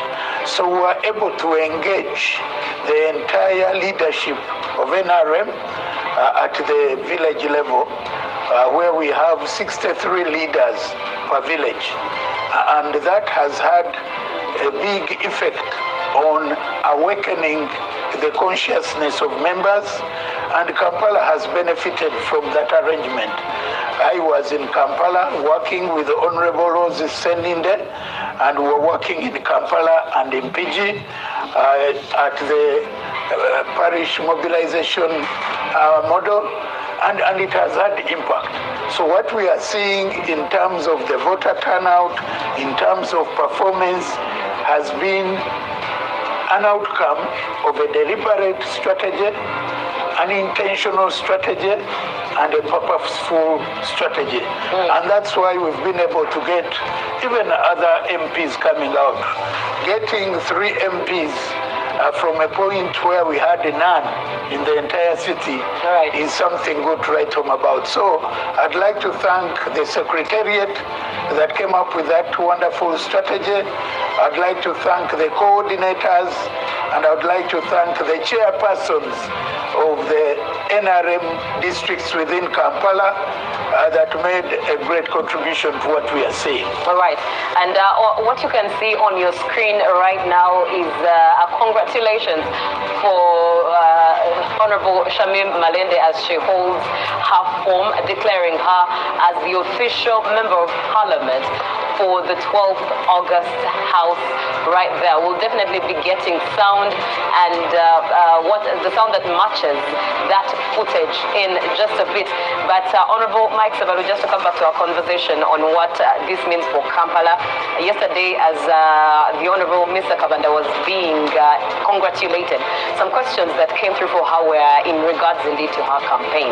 Her counterpart Louis Luborea, definitely is not satisfied with what came out of the results. But she also talked about her style of campaign, and she made mention of the fact that Louis Luborea did not campaign. He was overly confident and took it rather for granted. Do you think it's the same story? Yeah, I just want to say that I do agree with Mr. Kabanda in terms of campaign strategy. She campaigned, but also the party structures were available to campaign for her. Just like I told you, I was part of the team that worked in Kampala. We made the 63 leaders that make up Central Division in all the parishes that make up Central Division. A situation where you have a structure, you know, a good campaign depends on four serious pillars. The first pillar is candidate. Honorable, kindly allow me interject there as we hear from the Honorable Shamim Malende, who's looking forward to serve Kampala in the 12th August House.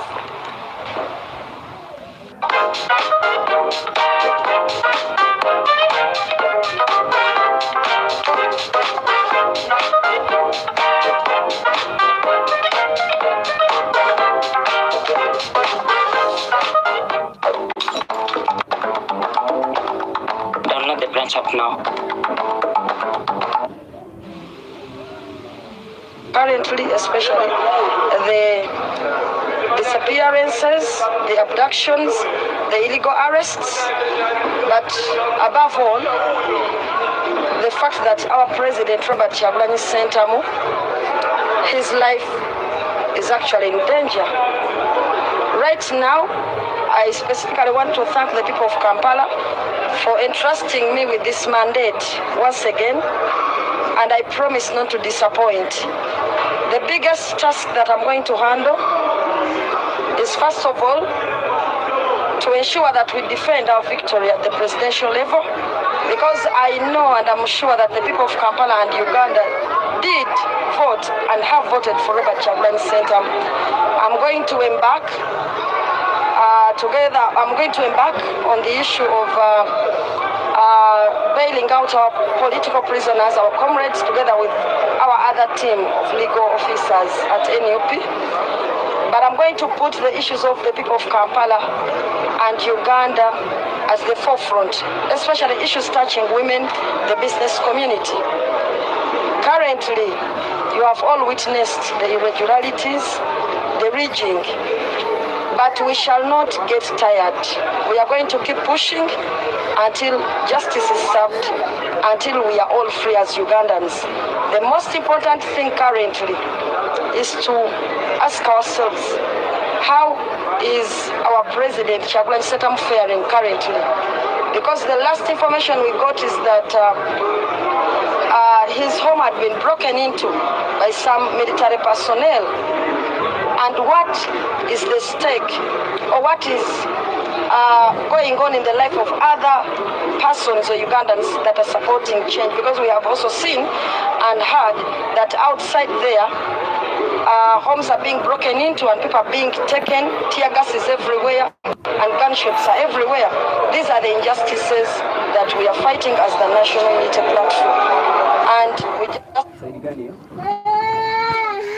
at the National Tally Center shares his observations, says that results at the Tally Center do not match what is on ground, and goes ahead to say and claim that the NRM is actually fabricating these results, the results that the EC chairperson is releasing are fabricated by the NRM, and says that they are not exactly what is on ground by their own mathematics. But of course, before we even get into the uncertainty of their presidential candidate, that is the new presidential candidate, perhaps let me hear what your perspective is on the claims made. Of course, an effective enforcement mechanism to curb. As you can see, it's a press conference at Sky's Hotel, Nakuru.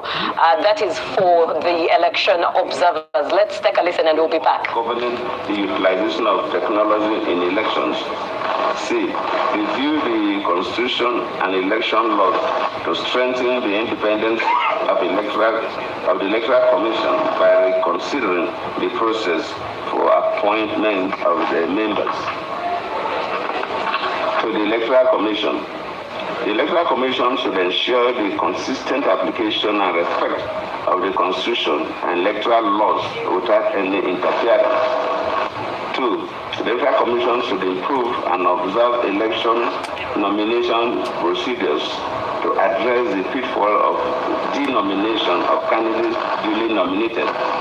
The EC should fully finalize the nomination process before printing of ballot papers. 3. The EC should consider a waiver or reduction on the payment of nomination fees for women, youths, and candidates with disabilities to incentivize and enhance their participation in competitive seats. 4. The EC should disaggregate electoral information, including on disability status, to allow targeted provision of sign language, ramps, and accessibility adjustments. 5. The EC should facilitate any setup of the polling station through timely delivery of material to allow voting to start on time in line with the 7 a.m. to 4 p.m. window. 6. The EC should conduct robust test run of new technologies such as the BVVKs before voting day to ensure their effective use on the election day. 7. The EC should compensate equal time loss in each polling station in line with international and regional best practice. 8. The EC should consider providing shifts in the polling stations to cultivate favorable and inclusive voting environment for voting officials, voters, and other stakeholders. 9. The EC should invest in disaggregating election data based on the age, the gender, and disability status. Security agencies. Security agencies should operate within the law and mandate in a manner that is proportionate, impartial, and respectful of human rights to ensure that electoral security measures do not create an atmosphere of fear, curtail human rights, fundamental freedoms, and undermine political participation. 2. Security agencies should refrain from issuing directives on election-related issues that are not within their purview to do so. And we say so because one of the most controversial things as we came in was the issue of after voting, the law says still within 20 meters radius. But then the chief of the Uganda Defense Force was the first person that was quoted as issued that when you vote, you should leave, contrary to the law. And this is coming from the very, the head of the military, created so much tension in the country. Probably that statement was issued by the the chairperson of the Electoral Commission, which have the authority to do so. Citizens would have taken it differently. So security agencies should not Kuwa Mkenya ni kujitambua. Toka mwanzo hadi leo tumekuwa pamoja, kila kona, kila sauti, tunawasha ndoto popote ulipo, popote ulipo, popote ulipo, tuko pamoja, toka pwani hadi nyanda juu, kila mmoja unasema tu asante kwa miaka 25, Safaricom, popote ulipo. Na kesho kama leo tutakuwa pamoja popote ulipo. Safaricom. Make statements on election-related issues that are not within their purview to do that, so that citizens will not be apprehensive. Political parties are encouraged to promote internal party democracy, introduce quotas in all leadership positions, and equitable access to campaign resources, particularly for women, youth, and candidates from marginalized groups. This is our interim report presented to you today, but the final report, a tradition of AU Commercial and IGAD, will be ready in a month's time, and that report will also be sent to the government of Uganda and a copy to the key stakeholders like the Electoral Commission and the security operatives. I thank you all.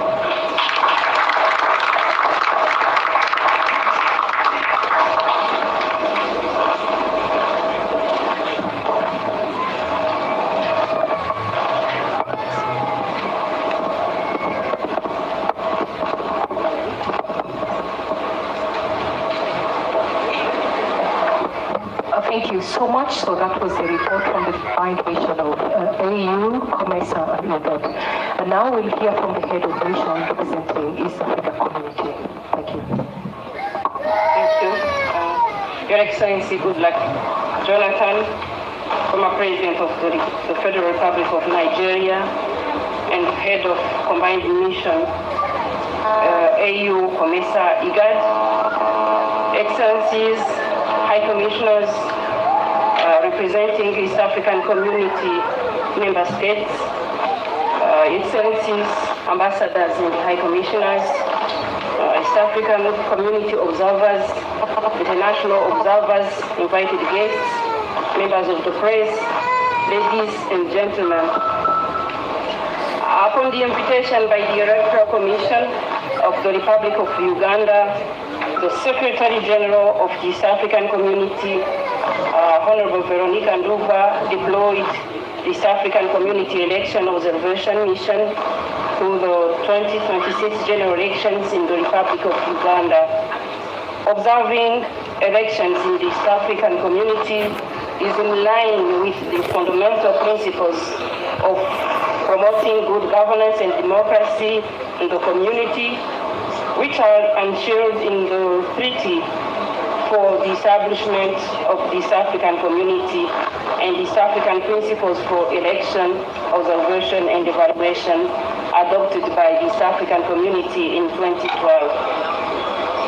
This election observation mission is comprised of 58 observers under my leadership, and I'm deputized by Honorable Maina Karobia Mwangi, who is the chairperson of the Regional Affairs and Conflict Resolution Committee of the East African Legislative Assembly. The members of the mission were drawn from the East African Legislative Assembly, East African Community Secretariat, National Assemblies, government ministries, and electoral management bodies of the East African Community Partner States, other than the Republic of Uganda, in compliance with East African principles on election observation that provide that no national of the country holding the election should be a member of the election observation mission. Ladies and gentlemen, prior to constituting the election observation mission, the East African community conducted a pre-election assessment from 14th to 20th December 2025, whose objective was to evaluate the electoral environment and the preparedness of relevant institutions and stakeholders involved in the electoral process in 2026 elections in the Republic of Uganda. The mission engaged with key electoral stakeholders, including the Electoral Commission, the police, the judiciary, political parties and organizations, the Human Rights Commission, the media, civil society organizations, Uganda Law Society, and heads of other international observation missions. The mission also engaged with the incumbent President of the Republic of Uganda, His Excellency Yoweri Kaguta Museveni, who is also the presidential candidate from the ruling party, National Resistance Movement